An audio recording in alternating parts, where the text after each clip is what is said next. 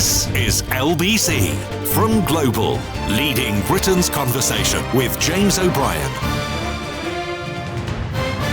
It is 3 minutes after 10, and I expect to be joined at some point this hour by the star of Stage and Screen, LBC's political editor, Natasha Clark, who managed to submit not one but two questions in the Oval Office yesterday as the Prime Minister of the United Kingdom and the President of the United States of America indulged in what some people have elected to describe as a bromance.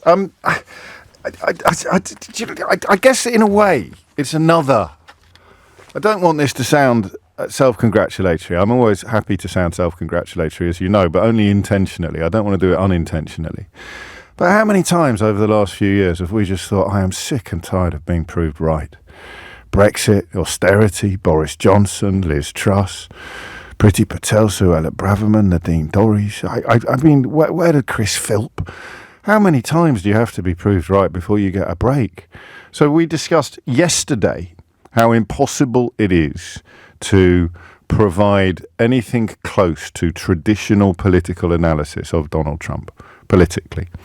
This isn't just a problem for journalists, of course, but that's what we do together every morning. And the idea that you could...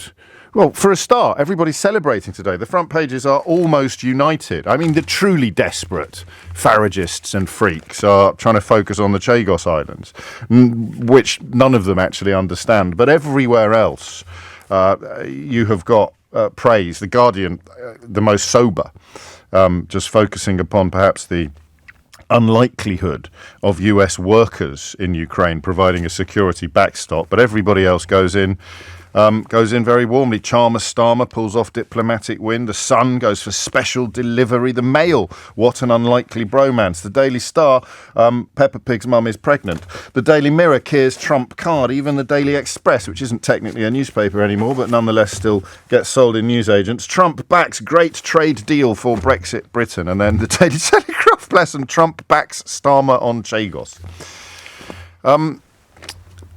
But Donald Trump is still Donald Trump. He's still a self-confessed sex offender. He's still a multiple felon. He's still twice impeached. He's still the subject of an impeachment for the egregious offence of putting the frighteners on Volodymyr Zelensky shortly after he'd been elected Prime Minister of Ukraine by threatening to withdraw the aid that was essential to that country's survival if Zelensky didn't try to dig up dirt on political rivals, mostly Hunter Biden, but also, not even a political rival, the child of a political rival, but also Hillary Clinton, of course. And he is still that person. Zelensky is much, much weaker today in the context of how reliant he is upon American largesse, because the last time Trump tried to blackmail him, Vladimir Putin hadn't sent troops towards Kyiv. He'd successfully invaded Crimea while the West sat on its hands. But the jeopardy that Zelensky finds himself in today has been hugely magnified by the military engagement, which, of course, the man-child voted alongside the aggressor with in the United Nations last week. So if you were expecting me to come on air today with a similarly celebratory air to much of the media and all of the government, then I'm a little bit surprised that I find myself disappointing you. I don't exaggerate when I tell you that at 10 o'clock in the morning I'm not quite sure what direction things are going to go in. I have my ducks in a row. I've done some of my homework, but I don't know what I'm going to feel when I start describing to you the things that I think are the most important things for us to talk about today. I don't know how I'm going to feel. And the more I talk about it, the more confused I am by my feelings. I'm a patriotic person. That's a very overused phrase. I'm interested in the national interest. I am close to thinking that the prioritization of people who are paying taxes here and not paying taxes here is the top priority of a government. I certainly don't believe it should be to the exclusion of all else, particularly to vulnerable people born elsewhere or vulnerable people overseas. But I do think the national interest and patriotism should be the same thing. So therefore you want your Prime Minister to come away from a meeting with the most powerful man in the world in a better position than he went into it. And he has. But the most powerful man in the world is hideous.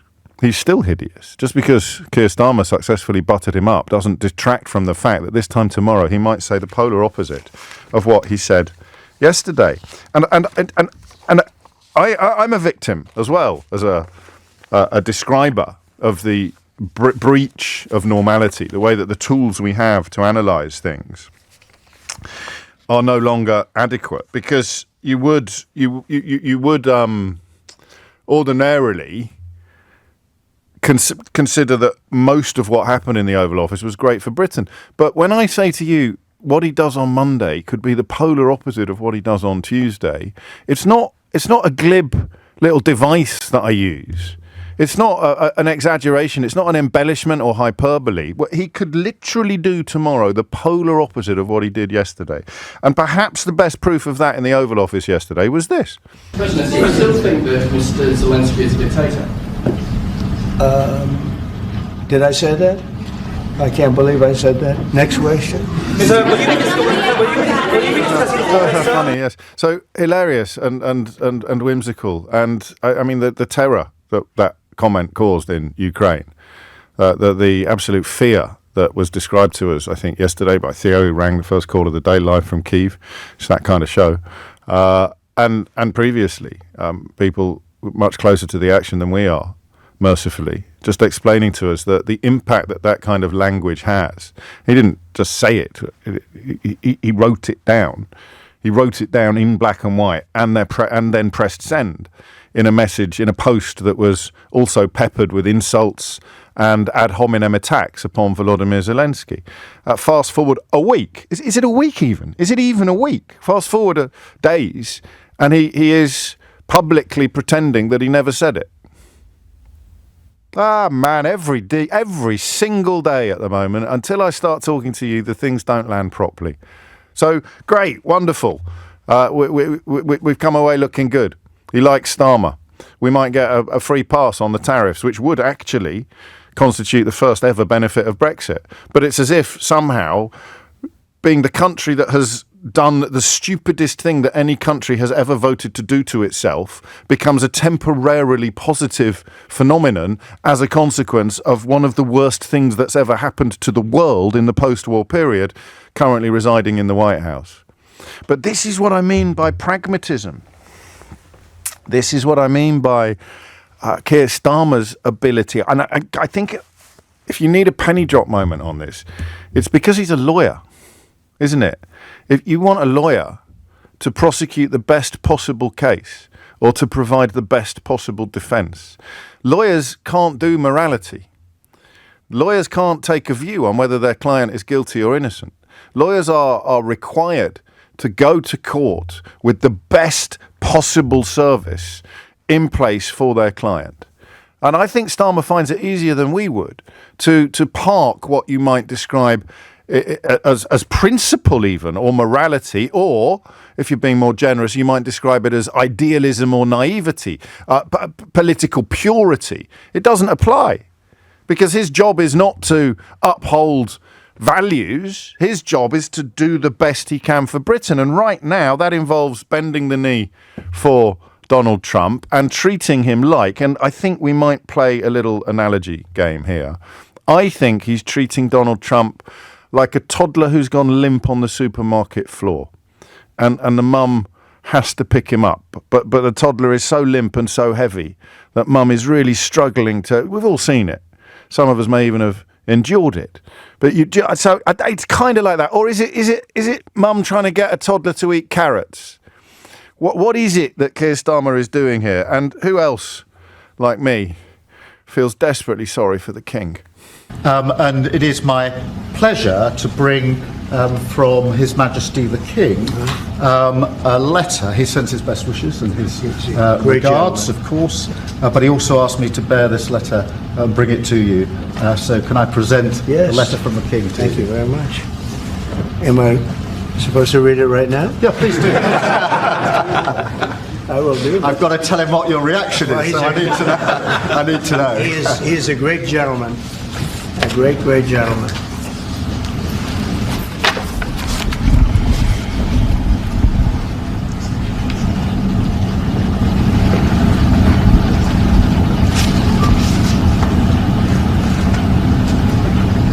Oh, that's well.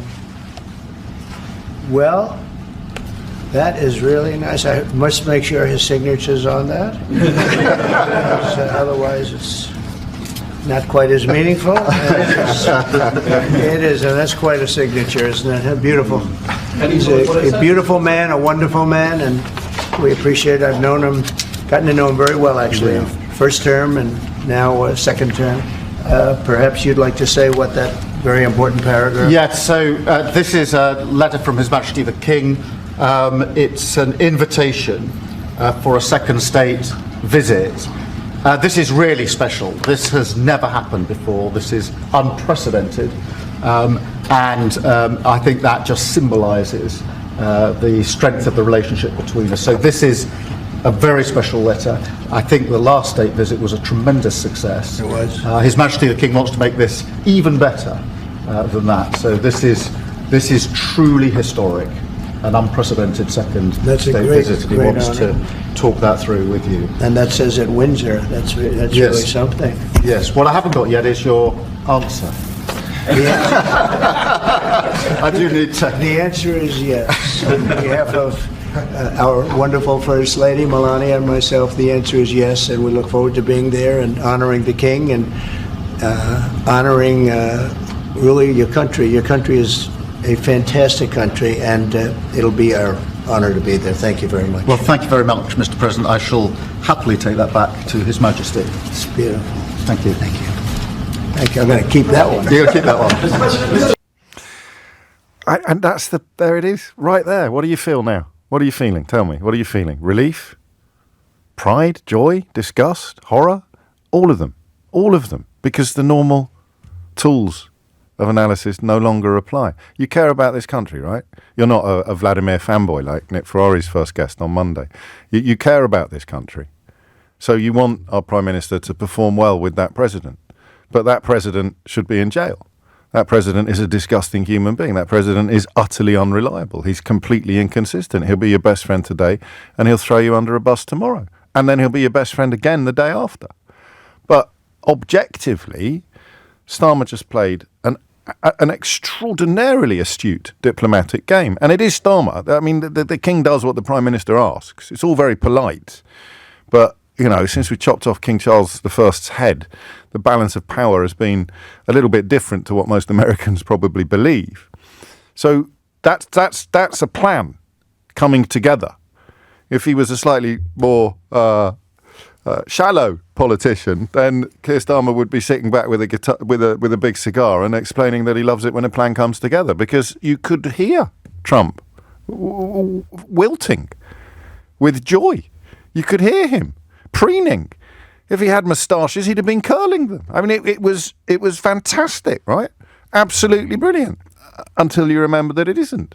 Because it involves, if you're patriotic, it involves our Prime Minister subjugating himself in front of a tyrant, in front of an authoritarian. But I still feel good about it. And I don't fully, well, I do understand why, because I believe, probably wrongly, that this is in the long-term interests of the United Kingdom for at least as long as this presidency continues. He also, Keir Starmer, probably the best day of his premiership, but you can't say that because tomorrow Trump may pretend that it never happened. And you know I'm not exaggerating, because he pretended that he'd never said the stuff about Volodymyr Zelensky that he said less than a week ago. But you take what you can get. And he also had the stones, I don't know if that's an appropriate word, but I can't think of a better one. The wherewithal, that's a little bit more grown up.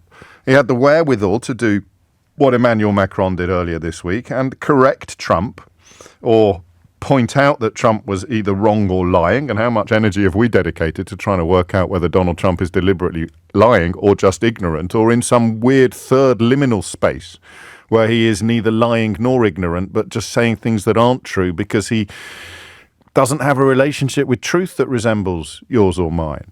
And we'll have a little listen to that after this. James O'Brien on LBC. 20 minutes after 10 is the time, and then you come to the lies. So we set aside the moral corruption, the inability to stand by things that he even said a week ago, and the absolute certainty that he is entirely motivated by self-interest, and therefore the incredibly successful and effective, what are you going to call it? Buttering up, subjugation, treating him like a toddler. You hear him saying, when Starmer goes, oh, it's unprecedented, it's really special. He might as well be holding a spoonful of baby food, going, come, it's delicious, come on, choo-choo, the train's going in the tunnel, choo-choo-choo-choo, and Donald Trump's going, oh, yeah. It's just brilliantly fascinating and madly discombobulating at the same time. And then Trump tried to lie, and Starmer did this.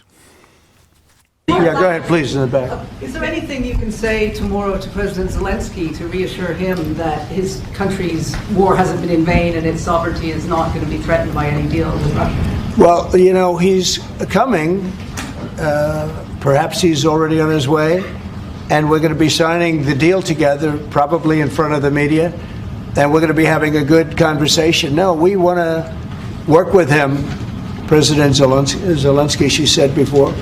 We want to work with him, and we will work with him. I think the president and I actually have had a very good relationship. It maybe got a little bit testy because we wanted to have a little bit of what the European nations said. They get their money back by giving money. We don't get the money back. Biden made a deal. He put in $350 billion.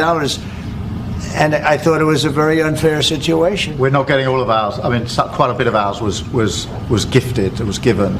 There were some lends, but mainly it was gifted, actually. So it won't matter, will it? Macron's corrected him, and now Starmer has corrected him. But the American people will continue to believe that Donald Trump has undone some terrible thing that Joe Biden did that other countries didn't do, because that's how it works. The truth just doesn't matter. And I'm not going to spend another 10 minutes just pontificating upon the madness of a world in which the truth doesn't matter at all. But Keir Starmer entered that world yesterday, and I want to know how you think he did. He went into a world where the truth doesn't matter. And he came away with what, at this moment, at 22 minutes after 10 on Friday, February the 28th, he came away with what looks like a significant win.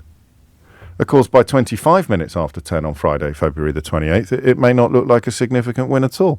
The next story you'll hear from the White House will involve the meeting with Volodymyr Zelensky, who Donald Trump insulted last week and who 6 years ago he tried to blackmail, something for which he was impeached. So as soon as you allow yourself, because it's quite relaxing, it's quite liberating to allow yourself to feel a scintilla of positivity. As soon as you allow yourself to feel a scintilla of positivity, all the negativity comes piling back in. And you remember who he is and what he's done. But Keir Starmer's job is to deal with the reality of what he has in front of him. I don't know that you could have done that. I don't think I could have done that. I'd have felt sick at the thought of having to butter up Donald Trump. But I don't think anybody honest, sensible, or even vaguely patriotic can argue that Keir Starmer had any choice at all. So the thing I'm most confused about today is who's happy. I'm oddly happy that Starmer did well, because I want our country to be stable and secure and stronger and wealthier than it currently is. I want the damage that's been done by 14 years of Tory rule, the austerity, the madness of Brexit, the absurdity of promoting obviously incompetent people to ever higher roles in government. I want all of these things to be undone, protecting liars. I want all of this corruption at the very heart of our state, best represented by Boris Johnson's premiership, who of course some people are still turning to for his insights on Ukraine. I want all of that to get better, ASAP. And I think that right now, at this point in our history, that involves having good relations with the White House occupied by a man who represents everything that I find most disgusting in public discourse, let alone politics itself. It's absolutely insane. So who's happiest? People like me, pragmatic, patriotic centrists? At the far left will be furious. Imagine if Jeremy Corbyn had been in that room. I'm not saying anything negative or positive. I'm just saying it's highly unlikely Jeremy Corbyn would have got into that room or wanted to be in that room. But imagine if Jeremy Corbyn was in charge. What would he have done in that space? So there'll be plenty of people on the left who think that Keir Starmer has behaved abominably The people on the right, kind of, you'd think they'd have got used to it by now, don't know what they're supposed to think because nobody's told them yet. There's sort of shouting about the Chagos Islands. Kemi Badenoch, you know that meme where the kid, the schoolboy, holds his breath and forces his blood to his face, and the vein starts throbbing in his. That lad looks like he's in chill mode compared to how Kemi Badenoch would have responded when Donald Trump said, "Yeah, the Chagos deal seems to make sense." But again, don't pop any champagne corks on either side of that argument, because he might say the polar opposite tomorrow, as he proved by pretending that he couldn't remember calling Volodymyr Zelensky a dictator. So it's so mad to do what I do every day, which is to invite you to say interesting things and intelligent things about events, when the events could change tomorrow.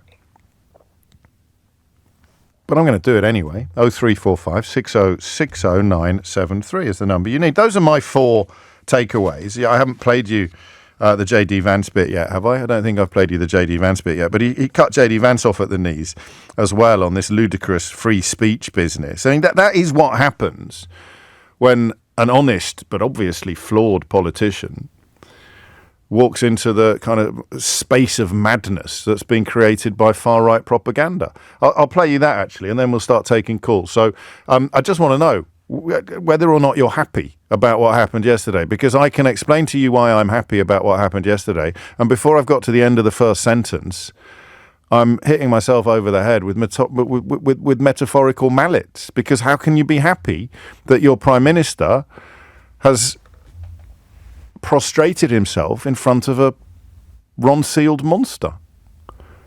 Answer, because he had to cut. But did he? I don't know. Well, anyway, it's enough. I think I've done a fairly good job of highlighting some of the inconsistencies and confusions thrown up by these events. And if I haven't, then I would remind you once again of the front pages, which are unlike anything I think anybody was expecting. Keir's trump card, what an unlikely bromance, historic White House summit, special delivery, Starmer pulls off diplomatic win in the White House, and Trump backs great trade deal for Brexit Britain.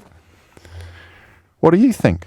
And this is, if you know, we need to remind ourselves that the radicalised online right is still in charge, even if Donald Trump seemed to detach himself from the radicalised online right yesterday. J.D. Vance was there to fly the flag for the racist liars who malign our country, who go to the Munich Security Conference and don't mention Russia or China, and claim that family planning clinics in the United Kingdom are somehow proof that we've got problems. And, of course, people who spend their lives either shilling for Putin or claiming to be patriots, or, of course, in the case of Nigel Farage, both, they cheer the man that's attacking our country. So it was good to hear Keir Starmer put J.D. Vance in his place yesterday. All right, 1 or 2 more. Yes, ma'am. In his remarks at the Munich Security Conference, Vice President Vance condemned free speech violations in the UK, particularly. Could you respond? What is your message? I have an idea. We have the man right here. Come on. Let's go, JD. We're putting you on stage. Great. Look, I said what I said, which is that we do have, of course, a special relationship with our friends in the UK and also with some of our European allies. But we also know that there have been infringements on free speech that actually affect not just the British. Of course, what the British do in their own country is up to them, but also affect American technology companies and, by extension, American citizens. So that is something that we'll talk about today at lunch. We've had free speech for a very, very long time in the United Kingdom, and it will last for a very, very long time. Certainly we wouldn't want to reach across US citizens, and we don't, and that's absolutely right. But in relation to free speech in the UK, I'm very proud of our history there.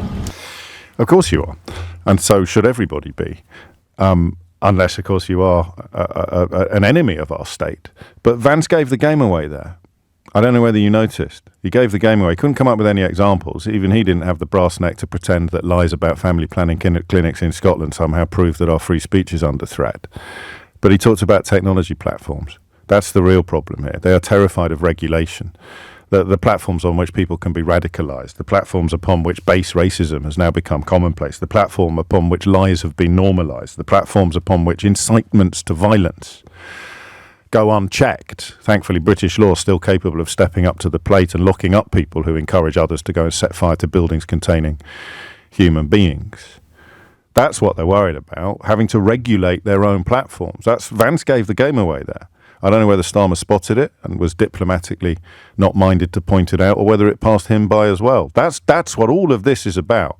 We don't think that the richest people in the world should be in any way prevented from running platforms where you can buy zombie knives, where you can groom children, where you can spread far-right hatred. There's a story in the news today about a teenage girl in this country who'd been radicalized by a neo-Nazi online, ended up taking her own life. They don't think that the people who own and run those platforms should be responsible for anything that happens on the platforms that they own and run. So Starmer put J.D. Vance in his place as well. So now I'm swinging back again.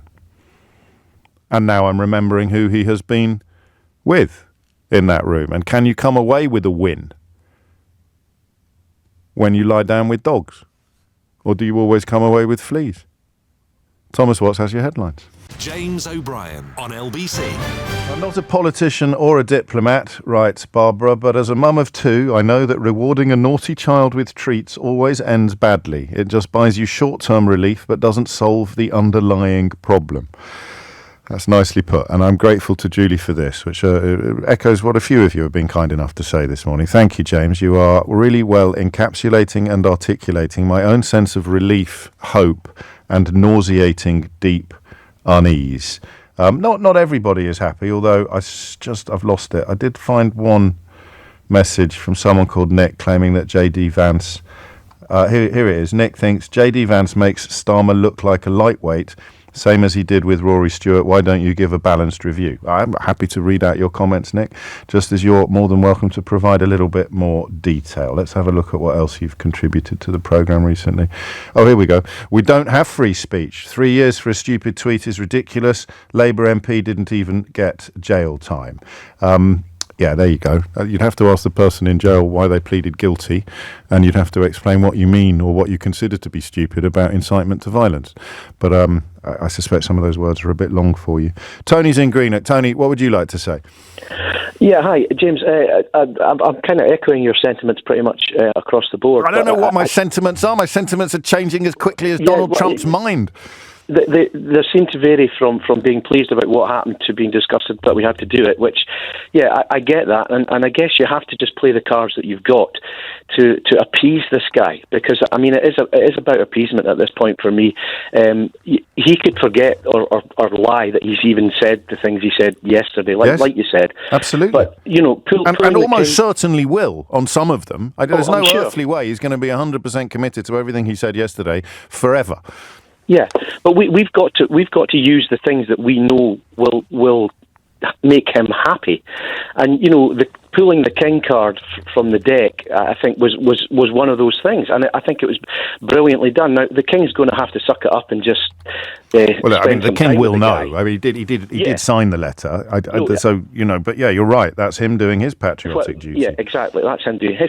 I mean, I think the thing that we've also got up our sleeve for this guy is, I mean, if he turns around and says, well, you know, I'm not giving you a deal because I didn't agree to it or anything like that, we can turn around and say, well, you know, we could give Trump Turnberry, we could put that back on the open tour rota if you wanted, because he's made it clear that why do we have to do it? I mean, there'll be some people listening, and I don't want to be rude about them, who just think that we should make a stand. You know, that Neville Chamberlain was proved wrong last time a Prime Minister undertook a policy of appeasement, horribly and hideously wrong, and that we should tell Donald Trump where to stick it. And I know some of the answers to that question, but I want to know what yours is. What do you say to someone who says, why do we have to do this? Why do we have to butter him up? Why do we have to keep him sweet?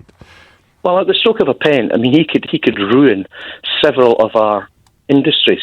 I mean, if he put tariffs on, say, Scotch whisky, the Scotch whisky industry in America is huge, and if he puts a tariff on that makes a massive dent in the revenue streams and the viability of the business in that country, and it makes it more difficult for Scotch whisky to be sold there and what have you. And the same is true with anything else that he puts a tariff on. It makes, like it or not, you know, America is one of our biggest trading partners in a lot of the things we do. I'm looking from a Scottish perspective here. Yeah. And, you know, if he was to say, well, 25% on everything that comes in for Scotch whisky, we've lost that market because they're not going to buy that. They're going to buy the Japanese stuff. And it would be, there's tariffs on Japanese imports as well, but it would be disastrous for American consumers as well. And this is where we're reminded about the madness or the destruction of traditional political tools. They'll do something that's really bad for Americans who like drinking Scotch whisky. Yeah, I mean, we've just got to tickle his toes, I think, and hope that he has some kind of sentimental attachment to the country of his mother's birth, and that means something to him. And it probably doesn't. I mean, we're clutching at straws with this, but and that's it. I guess that in some ways everything zones in on that question that I think is close to rhetorical. I think, like you, that we have little choice as a country, whether Scotland specifically or the United Kingdom in general, but to tickle his toes, that the problem is, as Barbara reminded us, that tickling his toes today is not a solution to any long-term options. Ricky says Barbara is spot on, but when you know that the bully is leaving in 4 hours' time, do you want to make your life easier in the interim or not? Well, the US has a 2-term limit. Appeasement is the best and most fruitful option, except, of course, and you don't need me to remind you of this, he and some of his closest allies have already talked about breaking that constitutional rule as well, about having another crack, running for another term. 10:39 is the time. Remember, his political hero Vladimir Putin rewrote the rule book of Russian politics, and Donald Trump, as we know, would not think twice about trying to do the same. Leslie's in Shanklin on the Isle of Wight. Leslie, what would you like to say? Well, hello, James. Hello, First Leslie. of all, I love your show. Thank Listen you. to you every day. That's very kind. Yeah. And, of course, I'm from Canada originally, but my family are all from Britain. Right. And my husband and I moved to the Isle of Wight last May. Lovely. And, of course, my Canadian friends back home are just over wrought with what's going on with this. Shall I play the clip? Man. Shall I just play the relevant clip, Leslie? Absolutely. This is what Leslie is referring to. For the Prime Minister, did you discuss with President Trump his repeated statements of desire to annex Canada? And has the King expressed any concern over the President's apparent desire to remove one of his realms from his control? Look, we had a really good discussion, a productive discussion, a good discussion, as a result of which our teams are now going to be working together on an economic deal. Our teams are going to be working together on security in Ukraine. You mentioned Canada. I think you're trying to find a divide between us that doesn't exist. We're the closest of nations, and we had very good discussions today, but we didn't discuss Canada. Thank you. Please. What are you unhappy? I mean, this is also a rhetorical question, but I want it in your words. My husband and I sat there this morning and listened to that. Yes. And how dare Trump talk to anyone, certainly Starmer, with such atrocity of that's enough. That's enough, Leslie. I'm moving on say. to Clara, who's in Teesside in Canada. I'm joking. I'm just showing you how rude it was. I could not believe that he had such disrespect of telling someone that's enough. So unless Trump hears what he wants to hear, he shuts everyone up or fires them. And certainly with the tariffs all over that he's putting on, I can speak for Canada, we supply 90% of their energy to the U.S. And we all would love if Canada could just unplug it and say, all right, there you go, Trump. You apparently have enough trees. You don't need our wood. Well, I guess you have enough energy. You don't need ours. You're steering us back to a world of facts and reason, logic and evidence. Yes. And that's not the world that Trump inhabits. And no. That is why Keir Starmer's challenge yesterday was to be a bridge between fantasy and reality. And he largely succeeded. But if I was Canadian, I'd share your unhappiness about that element of the exchange. It's not. I mean, and of course, Canada being part of the Commonwealth, that's why the question's reference to the King was clever and very appropriate. Oh, I love I that suspect that if you could ask Starmer privately, and I hope a journalist does at the first opportunity, he would dismiss the possibility of Canada being in any way annexed by the United States of America, and therefore not feel that it was something that he needed to address or to broach. Yes. I mean, there's no way Canada would ever accept what Trump wants. No, of course. And he wants Canada because of our natural resources, And also because we're talking about it. I'm not a big fan of chalking everything up to the dead cat theory, but just the part of the reason why it's impossible to bring traditional analytical tools to the table is because the table is covered in things like calling Zelensky a dictator, claiming that he's going to annex Canada, wanting to invade Greenland, Haitians eating cats and dogs. There is just so much on the table that you can't get your notebook out and start doing proper scrutiny and proper analysis. Did you take any positives away from yesterday's exchange? Well, I did like, as Canadian, when Starmer had made it clear that Canada and the UK have a strong and prosperous relationship, and it's not going to happen as far as annexing going to Trump. It's like Trump is, I'm sure, related to Putin. Because they share the same genes and intelligence, well, lack thereof when it comes to Trump. Well, I think, authoritarianism and that bizarre, I think you're right. I think that's a personality trait. You either look at Vladimir Putin and feel horror and disgust, or you feel, as Donald Trump appears to, and as our sort of pound shop Trump Nigel Farage appears to, you feel admiration. You call him the politician in the whole world that you admire most. And then, because you're built that way, you lie about it. And then you're reminded that you did say it. And then you pretend it's not what you said. And then you're reminded of what you said. And you pretend that you meant something else, which is no doubt what Nigel will be doing on Monday when he's back on the Nick Ferrari show. It's coming up to 11:15. You're listening to James O'Brien on LBC.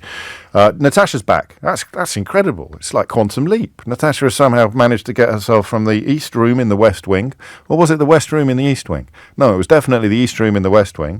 Back to the, what do we call this room? I feel we call it the big studio for the big show. And she'll be sharing some of her insights and memories, and we'll be having a look at the question she asked about trade deals after this. James O'Brien on LBC.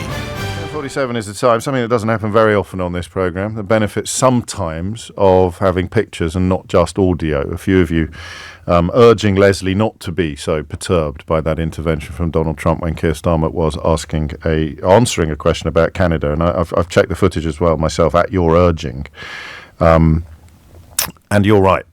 He was clearly telling the journalist not to come back with a supplementary, not to come back with a second question. He was not telling Keir Starmer to shut up.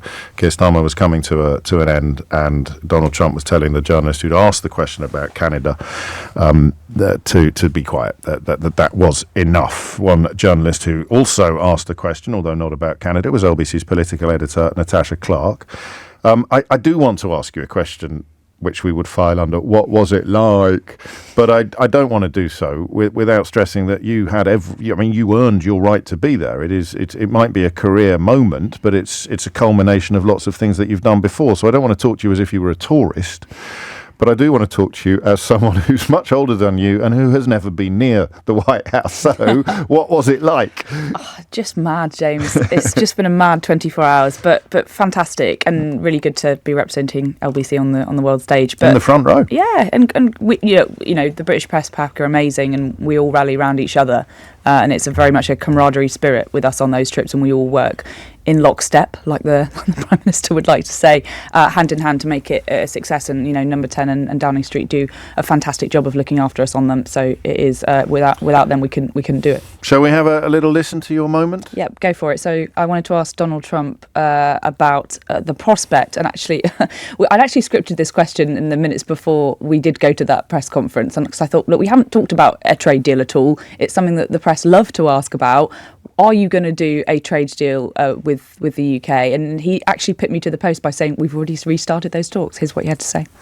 Hi, Natasha Clark from Hi. LBC. Mr. President, you've said you're working on a new trade deal with Britain, which we of course welcome. President Obama once said Britain was at the back of the queue for that trade deal. Where are we now? When do you think we're going to see that? Well, they didn't do well with President Obama. He'd never got a lot of things done. and he didn't get a trade deal done that was of any importance or magnitude. We've had great discussions on trade, and I think we're going to have a deal done rather quickly as it can be done. We're going to have something, I think, rather quickly. We expect to do that. Before my inbox is full of people complaining about Natasha bringing Barack Obama into the equation, when Donald Trump, of course, had 4 years as president to sign trade deals with, it's quite hard to keep track of how many different conservative prime ministers, and didn't do so. The point is that that's how you get him to respond in a more meaningful and substantive way, which is exactly what he did. Exactly, and I knew that bringing up a former president is the easiest way to get Donald Trump to give you a nice answer, and to lean into the idea that he can do something unprecedented, historic, that's different to other presidents. And like you say, you make the very good point that he did have 4 years under Theresa May and Boris Johnson to do a deal, and there are so many people that still think this idea that we could do a trade deal with the US that's totally pie in the sky. Well, I'm glad you said that, because I didn't want to rain on anybody's parade. But, Kemi Badenoch described essentially 2 signatures scribbled on the back of a postcard as a trade deal when she was business secretary. It's not going to be a trade deal in any meaningful sense, because as any trade negotiator will tell you, they take years. Yeah, absolutely. And Downing Street sort of sources said to us on the way back that, this is not going to be a full fat trade deal. And they were perfectly happy to lap up the front pages today from the Express and the likes of other press, saying this is a great deal. But it's not going to be a full fat trade deal. It's going to be an AI sector by sector mini deal that's in reality all that we're going to get from the US right now. But you know what? Let's see how it goes. Technically, even an exemption from tariffs that other European countries are exposed to could be described as a trade deal, and it would also be extremely desirable at this point. Yeah, totally. And look, Keir Starmer has done incredibly well on this trip. I think it's fair to say he has come back making progress on a number of key issues, and one of those is tariffs. And you heard from President Trump yesterday saying that that was one of the things that Keir Starmer had lobbied him on over lunch, and he was a really tough negotiator. I don't think anyone's ever said that about Keir Starmer before, that he's a tough negotiator. If the art of the deal man is saying that, then people maybe who knew him as Director of Public Prosecutions would have said that. A negotiator, I wouldn't have described him as that. I would have described him as a good, good communicator, effective, but maybe not a negotiator. And I think Donald Trump absolutely heaped praise on him at that press conference, and not least over the idea of there could be a carve-out deal for tariffs. And if he was to hit our steel industry with 25% tariffs, it would be huge. So the idea that he could get some sort of carve out, it's not, of course, a done deal, but I think Downing Street are pretty pleased with the progress that they've made. And we're back to this. It's not your business, because you're a proper journalist who deals only in what you see in front of you, and your job is to report it. But those of us who are allowed to indulge our feelings and opinions are back to feeling absolutely ridiculous, because, well done, Keir Starmer, says one voice in your head, and then the little cartoon character pops up on your other shoulder and says he should have told him where to stick it. We should have told him he should have stuck up for Canada. He should have stuck up for Zelensky. He should have reminded him of some of the awful, egregious things that he's done in the past. But he didn't, and he can't, because the national interest is served by keeping this man sweet. On the plane back, how is that great song in Hamilton about being in the room where it happens? And you were in the room, well, not quite the room where it happens, but you were in the room where they tell you what happened in the room where it happens. Yeah. How much acknowledgement is there of the fact that, as was proved most perfectly by the J.D. Vance question from Chris Mason at the BBC, and Trump's pretense that he couldn't remember ever saying that Vance was a dictator, how much acknowledgement is there that what looks like a win on a Thursday evening could have been rendered utterly meaningless and even denied by Friday afternoon? Yeah, absolutely. Right. I think there is an acknowledgement of that in Downing Street, but they were genuinely really happy, and Keir Starmer himself was genuinely really happy when he came back onto the plane. And I think he was really nervous talking to us on the plane over there. He's a cautious man anyway, but big match nerves. Yeah, he did not want to say absolutely anything that could derail the talks. And one aide told us that he'd heard what Macron had said earlier in the week about, I don't want to get ahead of the talks, and he used that line about 15 times on the plane. I don't want to get ahead of the talks. I don't want to get ahead of the talks. And he knew, I think, how much was completely riding on this. And your point about this is what keeps the relationship sweet. That is what serves the national interest.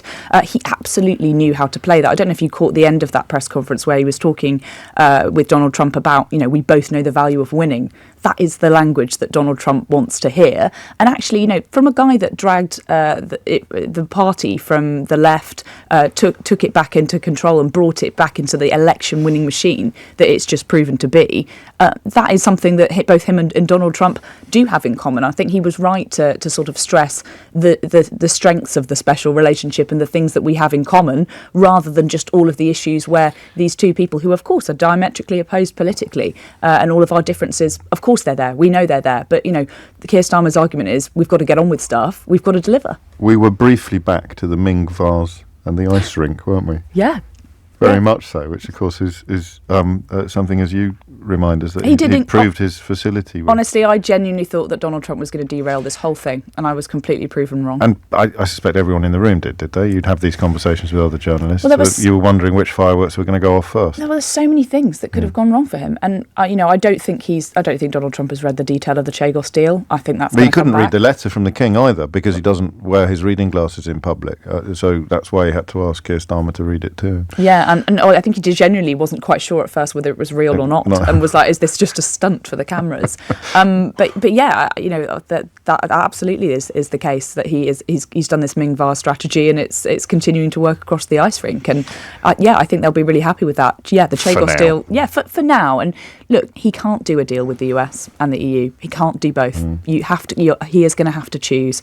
Some of these things are going to unravel. There is still a huge question mark today over what this Ukraine peace deal looks like. Zelensky, of course, flying in to meet with Donald Trump in a few hours' time to sign this minerals deal. Could we see that derail anything that's happened that Keir Starmer and Macron have set the groundwork for so far? It's incredibly fragile at the moment. I don't think the Ukraine peacekeeping agreement and this idea of a US guarantee is definitely set in stone yet. There's still lots of question marks about what that's going to look like. And that's today. So the pendulum could start swinging back before tea time. I think today. So far so good. That's how quite a few people. I may have heard it slightly differently from me, and obviously some tongues will be firmly in some cheeks, but quite a few people are bringing your question back to you. Rich perhaps speaks for them best when he writes, "I'd like to thank Natasha for getting us a trade deal."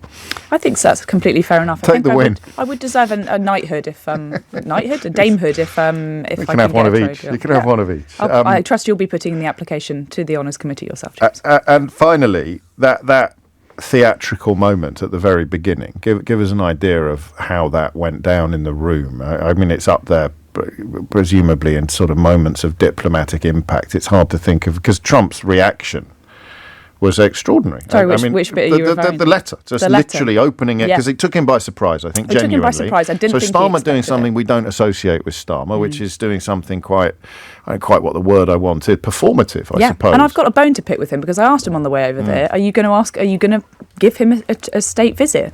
And he very, very, dodged my eye line, and I think knew that I was getting onto something there, and said, it's not in my gift to offer a state visit, but we know how Donald Trump is a huge fan of the royal family, and they left it at that. And I tried to ask again. I said, "Well, it's in your gift too, Prime Minister," and he didn't want to go into that, knowing he had that letter from the King literally in his jacket pocket at the time, and not knowing that it would go down better than their wildest dreams could have hoped. Yeah, look, I don't think it was Donald Trump likes making history, likes being treated specially. It's unprecedented. It's so special. It's never happened to anybody. It's the most delicious thing you've ever tasted. It's a brooch of purest green. Here you are, President. Yeah, exactly. And Starmer completely lent into that, and he was gushing about him and using some of that Trumpian language, which I'm sure we'll talk about at Prime Minister's questions. Those are the words that would never have been uttered from Keir Starmer's mouth had Donald Trump not entered the White House, and we would not be talking, as I said previously to you before.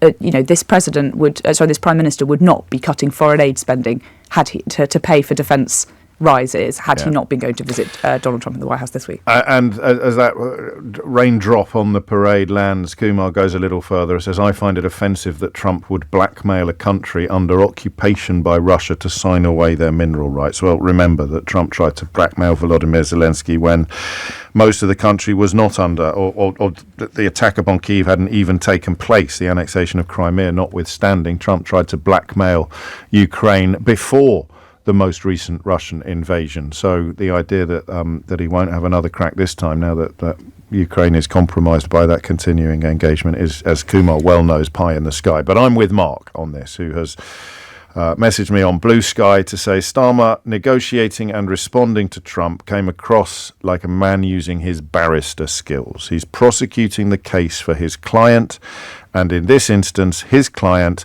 is our country, the UK. You know, Keir Starmer has been a chameleon for his entire political career. You know, he fits into the background, he adjusts himself wherever he needs to. You know, he told the left of the Labour Party what they wanted to hear to get elected. He promised to scrap tuition fees, things like that, and then, you know, gradually, slowly moulded the party into what he wanted it to be. And this is no different. He sees this, as no different in terms of the strategy that he has to do what has to be done to get the outcome. I think it's no coincidence that some of the aides that were on this trip are people that do genuinely realise the value that having a strong relationship with America can bring. And these were people that were over in America for the election and that picked up on a lot of what was going on. And some of those aides sort of was telling me a few months ago that we need to be able to show as a Labour Party to avoid going down the trap of letting the far right parties, people like Nigel Farage, into government potentially. We need to be able to show that we are actually getting on and delivering for these people, because if not, it's going to lead to someone like Donald Trump, someone like Nigel Farage in number 10. How do they make sense of this? I presume Kemi Badenoch, if she had any blood vessels left unburst, they would have gone at the mention of Chagos. She'll be absolutely livid about this. Farage's attempt to pretend that he's best mates with Donald Trump has withered on the vine. Elon Musk has already given him a very public slapping. I won't really pollute my inbox by going to have a look at what they're saying. But how? Do you want me to read out Kemi Badenoch's tweet to you? Yeah, why not? What sort of contortions are they undertaking? I've seen sort of one of the far-right characters on Twitter who pays Elon Musk for a blue tick is making homophobic jokes about how Keir Starmer is sitting. So I know what the rump will be doing. They'll just be indulging all of their usual bigotries and hatreds. But public figures, politicians, how on earth do they make sense of the fact that Starmer has, for now, managed to not just mollify but also seduce Donald Trump? Yeah, and done it incredibly well. But yeah, Kemi Badenoch's trying to claim that this was all her idea first. I'm frightened of saying anything in case I patronise her. Look, so she said, in my first PMQs I called for 2.5% on defence, a Trump visit, restarting the US-UK free trade agreement that President Biden paused. Bless her. So she's trying to say, well, I said it first. Oh, that's wonderful. She says on Chagos, the president's words on Chagos aren't a guarantee it serves our national interest or taxpayers. We haven't seen the final terms. We must not foot the bill for surrendering territory the UK holds. I do still think this is going to blow up the Chagos deal. I genuinely don't think it's going to happen, but, I'm not a betting woman, so I won't make a bet with you on that. Sure. And Farage? I mean, I haven't heard from him in a while. Well, there's a phrase I've never heard before in my life. Well, we shall find out. So he's back in his his box. His regular slot on Monday on the Nick Ferrari show. 3 minutes after 11 is the time. James O'Brien on LBC. 6 minutes after 11. Do you know, if I had been feeling mischievous, and I was going to speculate on what the leader of the opposition might have done in response to events in the White House yesterday, if I literally had to make it up, particularly after this week's PMQs, I think I might be giving myself too much comedy credit here. But we're quite funny sometimes, right, on this show? We're quite good sometimes at doing this. It's all Keith's work. Usually just says it in my ear, I repeat it out loud. But if we were going to be doing a comical imagination of what Kemi Badenoch may have done in response to Keir Starmer's, for now, obvious massive win in the White House, I think we probably would have come pretty close to what she actually did, which is saying something like, it's all down to me. I achieved all this. That's just incredible, isn't it? It's just, I love the bit at POQs when she said, I wrote to the Prime Minister this weekend telling him to do something or other, and I'm delighted that he's taken my advice. And he said, I didn't even know that he'd sent me a letter, or I didn't even realise it. But there she is. How'd you come out of this? In my first PMQs, I called for 2.5% of doobie-doobie-doobie-doo. Just incredible. I mean, I'm a pretty arrogant guy. You may have picked up on this over the years. I even sometimes am susceptible to a degree of conceit. There's only one thing worse than someone who boasts about things they have achieved, and that's someone who boasts about things they haven't achieved. Because that's a curious combination of arrogance and absurdity. And Kemi Badenoch is erring ever closer to becoming the apotheosis of arrogance married to absurdity. And I know you're going to hate me for saying this. Or not hate me, but I know you're going to get cross with me for saying this. Simon points out, we've all worked with someone like that, haven't we, James? You're not wrong, Simon. We have all worked with someone like that. Take all the credit when things go well, none of the blame when things go badly. Not mentioning any names. But she is trying to take the credit. I did just going to boast about things I haven't achieved. Madness, absolute mad. Anyway, sorry. The thing that you're going to hate me for is I'm beginning to feel sorry for it. I'm going to tell you something now that you are going to curse my name about for the rest of your life. Because if you're possessed of empathy and you haven't already realised this, it is going to make you develop warm feelings for people that you don't want to develop warm feelings for. All right? Something I took out of therapy. It's not something I was actually told or taught in therapy, but it's the converse. It's the other side of a coin of something that I have shared with you many times before. It's very, very hard to feel as negative towards some people as you want to when you see the frightened child.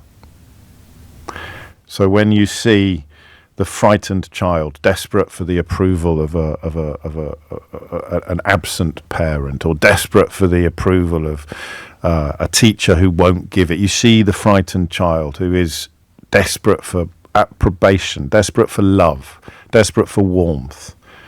You can see it. And this is, you're really going to hate me for this. You can see it with Andrew Tate. You can see it with Nigel Farage. You can see it with Boris Johnson. Once you see the frightened child inside the hideous adult, you can actually develop a degree of sympathy and even empathy. And that is why I'm now, as I've mentioned to you before, beginning to feel sorry for the leader of the Conservative Party and the MP for North West Essex. And as I say that, you know that nothing will enrage these people more than pity. And yet that's what they need to do. They need to start feeling sorry for themselves. They need to start looking after their own frightened, often abandoned, and now furious inner child. Put an arm around the little child inside. Stop trying to prove all the time that you're fine. These were my ideas. Just there. So now let me know how you get on with that. Let me know whether or not I've just ruined your life. Whether now you are going to see the frightened, often abused, emotionally abused, most obviously, but also worse sometimes, physically abused. You will now see the frightened, abused child inside some of the worst adults in the world. And you won't be able to continue to hold on to your hatred or your anger or don't worry. I mean, it's not permanent. They'll do something soon and all the old feelings will come rushing back in again. But once you have seen the frightened, angry, abused child inside, then everything will become clearer. And as Karen said, there's no frightened child in Starmer, although Claire goes a little further. Bless your kind heart, James, but I don't feel any empathy for any of them. Well, I bet you do by tea time. I bet once you actually imagine that little abandoned kid, that kid whose absent alcoholic father won't give him the love that he so desperately craves, see him sitting there in his stripy blazer and his short trousers, and you'll realise why they've become so motivated by hatred, why they project onto the whole world the sense of abandonment and rejection that they feel in the desperate hope of not feeling it anymore. I'm not even qualified. Let's go back to the phones on this. A couple more calls. Oh, and Trump, of course, as Chris reminds us, the most, and his blooming sons as well. I mean, it's not very, very hard to see the frightened, abused child inside all of them. It doesn't mitigate what they do, but my goodness me, it explains what they do. Back to Trump and our responses to yesterday. Clara is in Teesdale. Clara, forgive me. What would you like to say? Good morning, James. Actually, just what you've just been saying can lead me into what I wanted to say. Oh, good. Because I'm retired now, but for 30 years I was a primary school teacher. Oh, yeah. And the bulk of my teaching, I taught reception class. 4 or 5-year-olds. So I do feel I've got quite a lot of experience about, toddlers, children. And I was listening to you yesterday when, you were talking about this meeting coming up and whether it would be a failure, would it be a success? And so I was really on tenterhooks and, watched it yesterday. And I was just so proud and so pleased about Keir Starmer, because he was the adult in the room and he was dealing with a toddler. I think we all know about Trump's psychological makeup and being a narcissist, and the word unprecedented has been bandied about so much, and it is an unprecedented time. And the stakes, to me, were so high about the meeting yesterday. Not just for the UK, obviously, that's why he was there, representing the UK, but obviously for Europe and what can be coming. And obviously I've got experience of that. Yes, well, for people who don't know, I know exactly who you are, but for people who don't know, you came here as a very young girl. Fleeing. Well, you tell me. You remind people. Yeah, I was a Hungarian refugee from 1956. Yes. And so my parents and grandparents grew up under communist Russian oppression and what have you. So, I've had it in my whole life talking about. And but then also for Ukraine. And, that sort of just breaks my heart to think what could happen to Ukraine. So, to me, the stakes were just so high. But also, I felt for Keir Starmer because, to me, the stakes were so high for his statesmanship and how he would be perceived. I mean, we all know, there are some who are going to criticise him come what may. I've already been pushing back on some social media, different sites that I follow, and people, using terms like licking his boots and creep and cozying up to him. And I didn't feel that at all because, he was dealing with a situation that was unprecedented, and he was using soft and hard power. That's a term we've heard a lot of recently. And it reminded me when I was a primary school teacher and I had to deal with children like you've just mentioned there, children with a lot of emotional needs, but obviously it comes out in temper tantrums and sometimes violent behaviour, pain, sadness. I think we've all dealt with it. Perhaps toddler and a determination in some cases to prove how tough you are as a way of convincing yourself that you're not in pain. And I don't want to make excuses for these men. They do terrible, terrible things. Yeah. But the body keeps the score. The things that have been done to them explain the things that they do. And so we used to have a term where a teaching assistant and I we had a particular little boy with a lot of problems, and we would do things, and she would refer to pouring honey down his back. And it was at times having to do things, that you wouldn't do to other children or whatever. You'd expect more. But for him, it was needed for him to either calm him down or also for us to prevent a volatile situation erupting that we're doing damage control, basically. And that's how I viewed watching Keir Starmer yesterday. I mean, he was more tactile than I think he's ever been. Than he is naturally, I think. I don't think it comes naturally. They did their homework on this, didn't they? Yeah, they did, definitely. The terminology, I mean, I enjoyed listening to Natasha there. Yes. And, when she was saying about using words like winning, we're winners, and working together and a strong reliance, and even saying to Trump, thank you, President Trump, for, you have highlighted this and, we're having to deal with this and so on. So they were all things that I could relate to, as I say, as a teacher, having to do at times, because to me, there are times when the end does justify the means. And some people will choose not to believe that. Some people will truly not believe that. That there is an argument for purity, ideological or political purity, that would not allow you to break bread with any man who has done the things that Donald Trump has done. But I think even those people, even the people that you're picking fights with on social media, who are coming largely from the left, I suspect, given the language that you described, the people who are trying to portray Keir Starmer as being sycophantic or supine, are unlikely to be the people that cheer all the far-right politicians that bend the knee for Donald Trump. But they would have to accept that it is bad for Britain not to do what he did, but that is a price that Britain should pay for these unspecified principles and ideals. Yeah. And as you said, James, things could change tomorrow. We all know this is why that was unprecedented.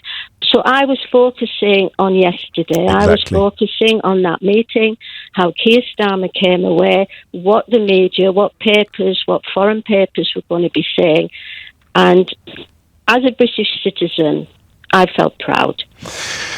For now, let's just enjoy it while it lasts, Clark. Let's enjoy it while it lasts, because, of course, and we can remain proud of how the Prime Minister conducted it himself. It's just that what currently look like achievements may crumble in the wind. As Mark says, it's so nice to hear this lady speaking, and I could not agree more.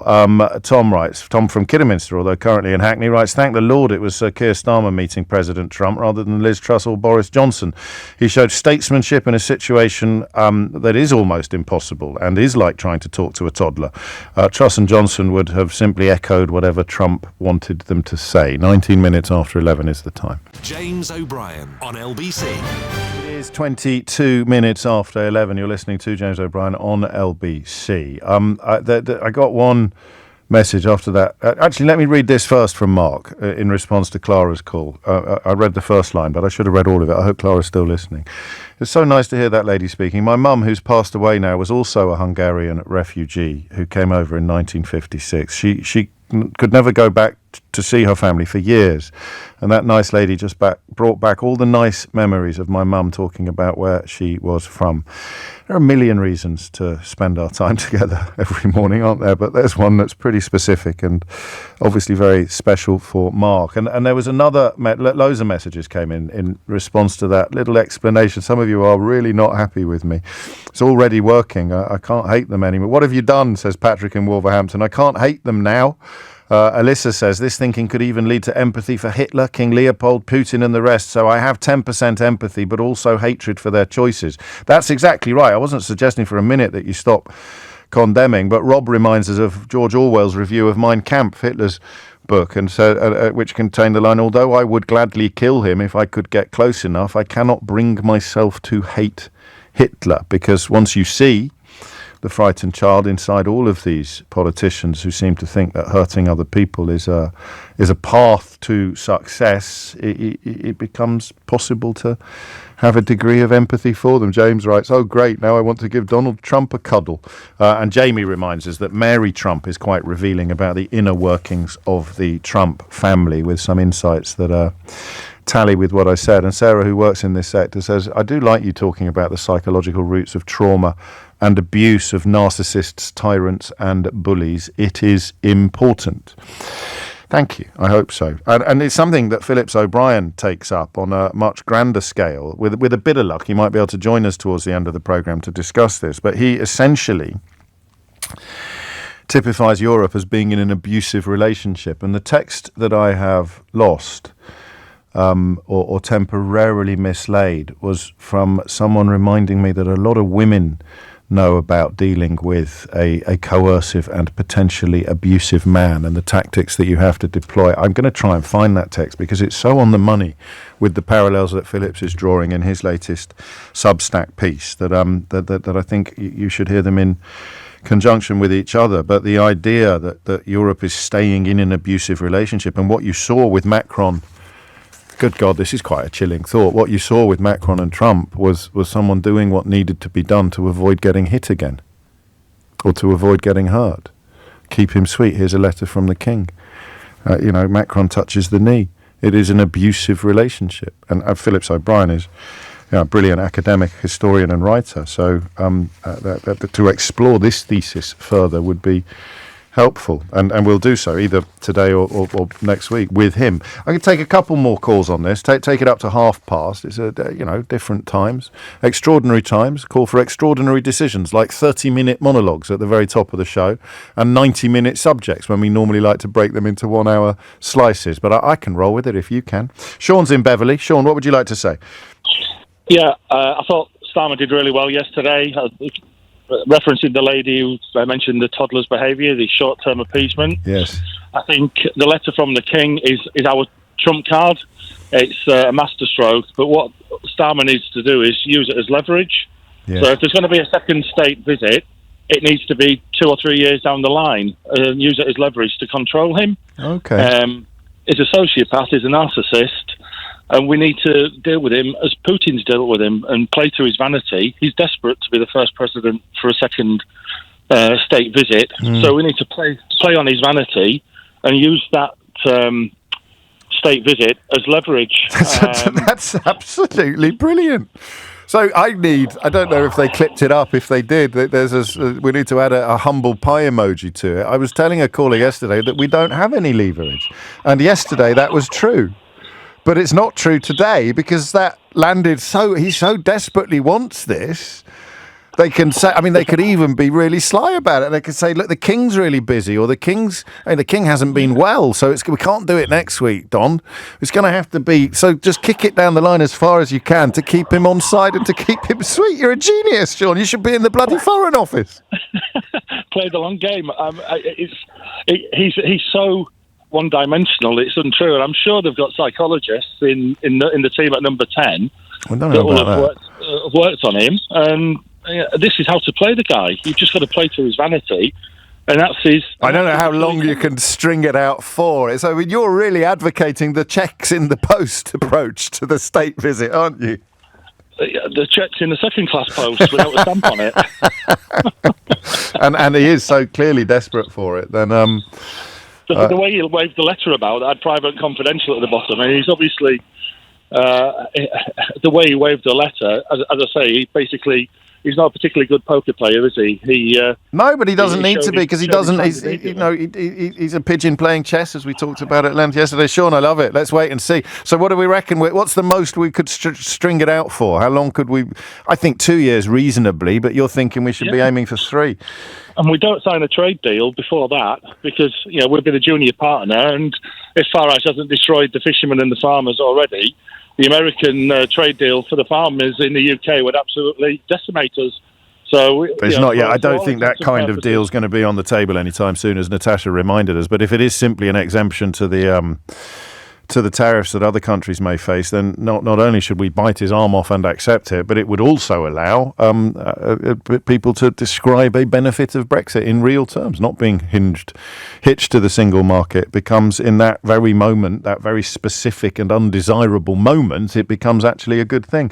Look at that from Sean. So yesterday we had no leverage with Donald Trump. Today we really do. What have we got that he wants? Answer: the second state visit. The lap of honour. Last word on this to Rachel, who's in Worcester. Rachel, what would you like to say? Hi there. I'm ringing up because I work for a teachers' union and I have to do a lot of what Keir Starmer's had to do all the time. So I deal with a lot of very narcissistic head teachers. I deal... oh, you would not believe it. And they're horrible and they're vile and I know that they're wrong. But in order for my members to be able to get what they need, I have to do what I call sort of stroking the ego. And I have to I have different heads that I know I have to behave differently with. I'm like a chameleon. Yes. So one minute I'm lovely and I know another one needs to be handled slightly differently, and other ones you need to make out how wonderful they are and it's their idea and so you have to do these things in order to make other people's lives better, no matter how much it galls you to do it. And I think this is what's going on. And is that were you thinking that at 10 o'clock this morning, or have you had sort of a parting of the clouds moment while listening to today's show? I've been driving around listening to you, so I waited until I got home. And I just can't believe how similar it is to my job. And going back to Keir Starmer, obviously having been a defence lawyer and things, he has had to do the same, and he will have to do things based on facts and not on what his emotions tell him to do. And that's exactly what he's done here. I said it was the last word, and I lied, because Eleanor has written something on my screen that you may find quite amusing, Rachel. Eleanor has written, "This sounds exactly like being an LBC producer." Oh, dear Lord. My thoughts entirely. I can't imagine what show she's thinking of. Thomas Watts is here now with the headlines. James O'Brien on LBC. It is 33 minutes after 11. A change of pace now, but not before we reflect upon the fact that, of course, if King Charles invites his brother Andrew to the state banquet when Donald Trump visits, him and Trump could spend much of the evening reminiscing about their mutual best friend, Jeffrey Epstein. There's another little thought to throw into the mix. I've got a completely bonkers story for you now. So if you imagine, what I want you to do is imagine that you're an Etch-a-Sketch. There we go. Are you doing that? Are you imagining that you're an Etch-a-Sketch? It's a while since I've had an Etch-a-Sketch. I hope I correctly remember how you do this. So at the moment, the screen is covered in all sorts of things, right? Here's another thing we'll put on the old screen, a great quote, either from Benjamin Franklin or from the Apple TV series Franklin. Thank you to Edward for sending me this. Benjamin Franklin said in that series, "A long life has taught me that diplomacy must never be a siege, but a seduction," which is a nice little full stop to the conversation we've been having about Keir Starmer's visit to the White House. So if you were an Etch-a-Sketch, what I want you to do now is tap your back and shake yourself. All right? Can we all do that together? There we go. Another big shake. So now the Etch-a-Sketch screen is completely clear, right? Absolutely pristine. A fresh page. A completely blank Etch-a-Sketch onto which we can now start writing and drawing and painting whatever we want. So the reason why I think this story lends itself to a relatively short amount of time, and I don't know that we'll knock it on the head at 12 o'clock, but sometimes I find that a story that ticks almost all of my boxes doesn't necessarily tick all of yours quite so strongly. Okay? A High Court judge has ruled in favour of parents who sent their son to a school in Ghana because they believed he was in a London gang. The boy, who cannot be named, was 13 when he went to West Africa last year in the belief his family were visiting a sick relative, only to learn his parents had enrolled him at a boarding school. He was so distressed by the experience that he contacted the British consulate and Children and Families Across Borders, a charity that provides advice in international child protection cases. He made himself a ward of court and began legal proceedings against his own parents, claiming that they had physically and emotionally abandoned him. His lawyers sought to persuade a judge to return him to the UK as a matter of urgency and place him in foster care. And you now know about as much regarding this story as I do. You need to know a little bit more, okay? The judge described the mother's palpable distress after she was invited to visit the court. She said, "I took this decision because I thought I might lose him forever. This was not punishment. I have told him over and over again it was to protect him." You know, when we talk about grooming, and I think grooming is such an important issue, because what grooming does is that it persuades people to do things that they shouldn't be doing, that they don't want to do ultimately, but they somehow manage to persuade themselves that they do want to do it. It's how teenage girls can end up thinking that grown men love them and are their boyfriends. It's how there's a terrible story in the news today about another teenage girl who was groomed by a neo-Nazi online, ended up taking her own life. And you read some of the lines in the testimony about how I did love him. That's grooming. It's a weird process, but county lines gangs do it as well. That's grooming too. I don't want to. I think it was a good enough drama to reference it, actually. What you should do is read my friend Jason Farrell's book about grooming gangs if you want to get a really clear insight into how it works and the parallels that it has with sexual abuse, for example. But there was a really good Martin Clunes drama recently about county lines gang. It was particularly powerful because it was set in a rural community where, of course, the tentacles end They might start in cities, but the tentacles now of county lines gangs end in rural communities. And what it portrayed very cleverly was how the vulnerabilities of young people are exploited by awful adults, by criminals, by disgusting people who pretend to be your friend. They pretend to look after you. And then they coerce you into doing things that you really don't want to do. And before you know it, you cannot escape. You cannot escape. And that is what some of the evidence the court heard points towards. The court was told that negative influences were pushing the boy towards criminal behaviour. The court was told he had begun to skip school. He'd got into fights. He'd become aggressive towards his parents. Teachers believed he was at risk of criminal exploitation when he arrived at school in expensive clothing. He'd previously been quite quiet, apparently, and studious, but photos of knives were found on his phone. It was alleged that he had asked a girl for an indecent image and then shared it with others, something he denies. He rejected claims he was in a gang. The judge said that it was true the boy had been taken to Ghana by deception. He asked if anyone had told him that they did not want him to be another dead black boy on the streets of London.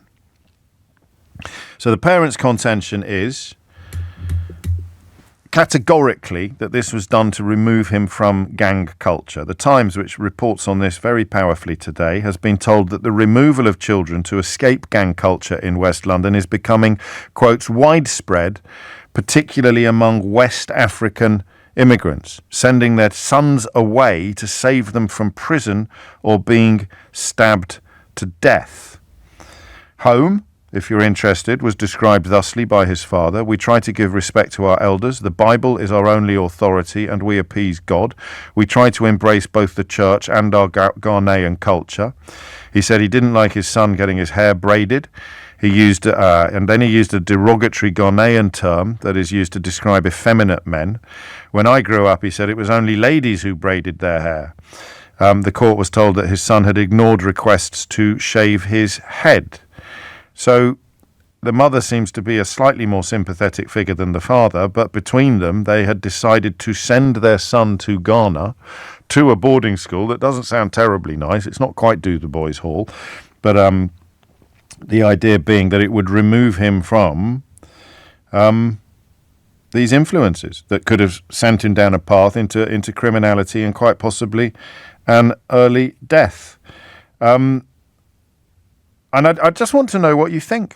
And I think this might be one of the ones where you need to know a little bit more about it than I do. There is a project called the St. Giles Trust's SOS Project, and their founder, Junior Smart, is not massively impressed by this plan. He says family came here wanting their children to get a good education and better their lives. No parent wants their child involved in a knife crime.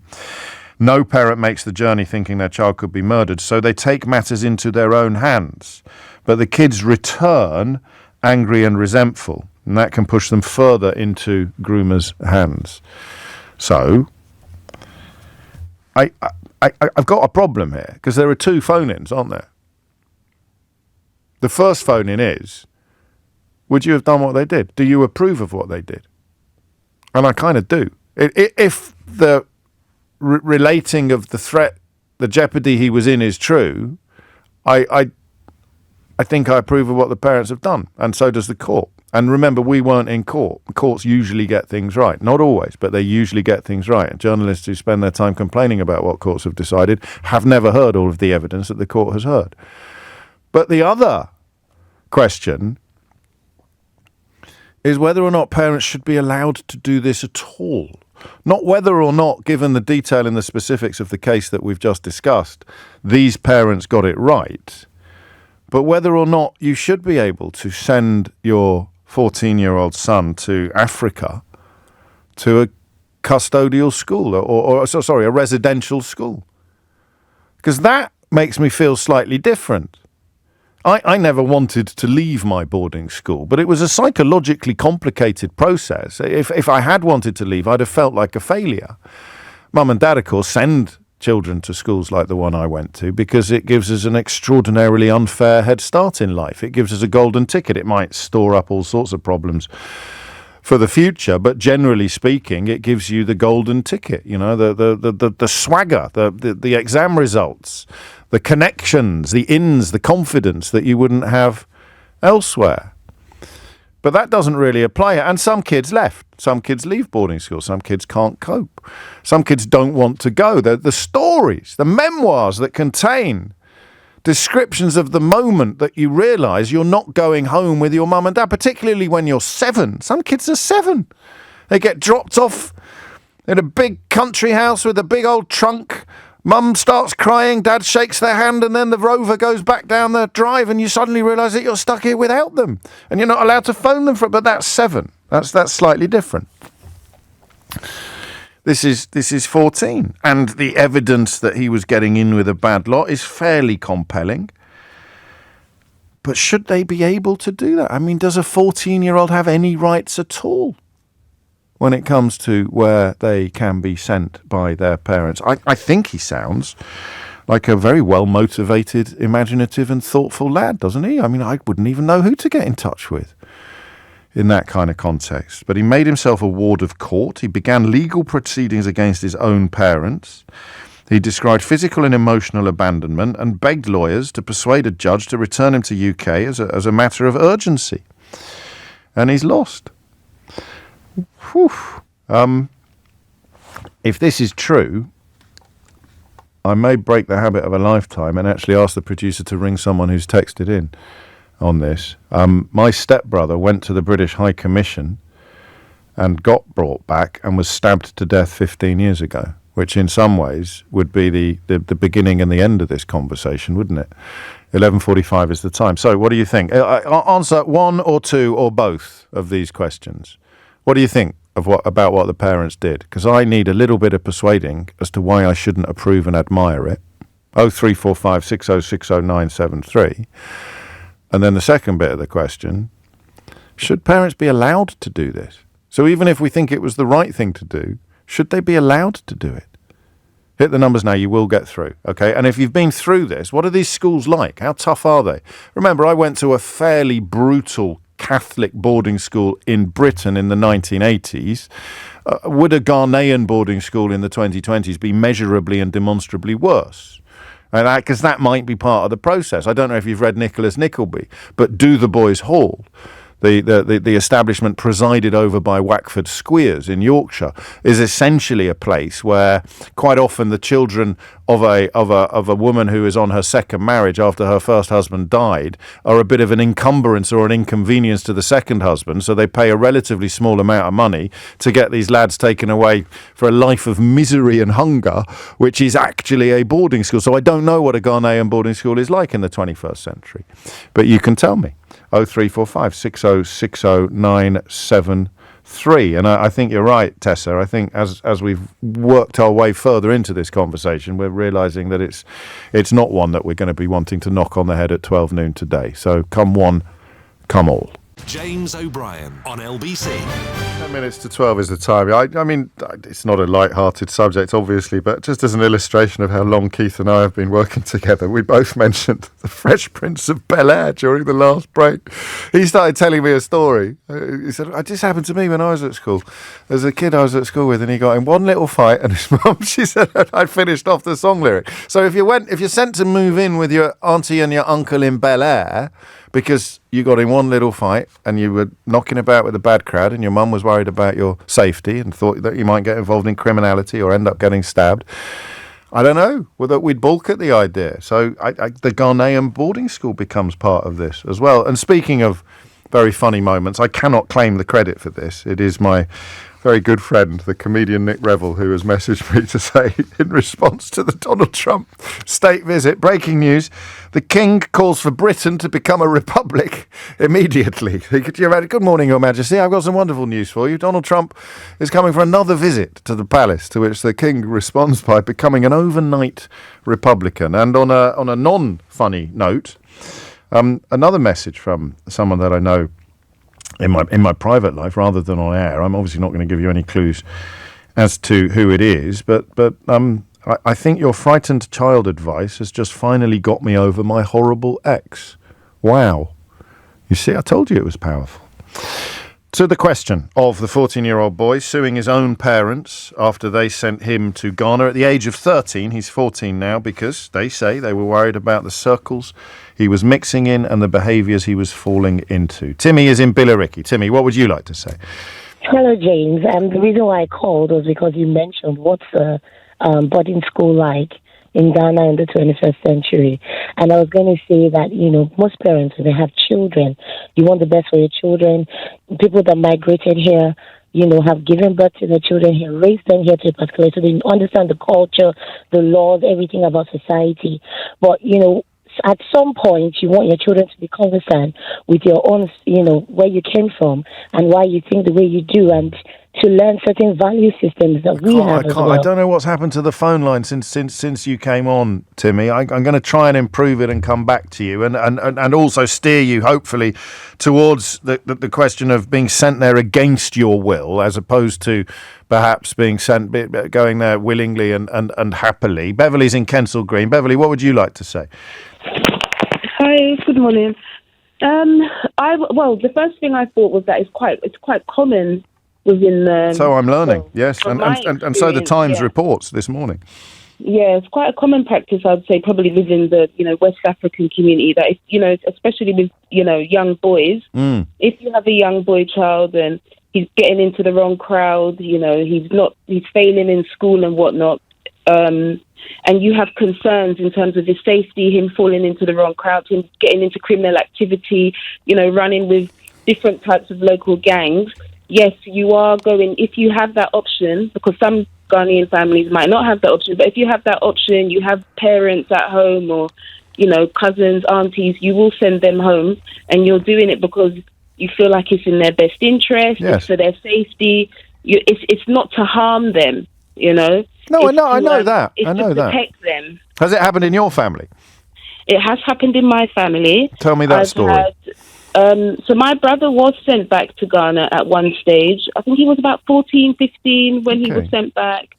He was sent to boarding school. He also stayed with different aunts and things.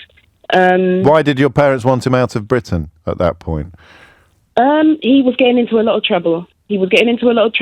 There was a point where we had police come to the house and raid the house because him and his friends had got into they were getting up to no good.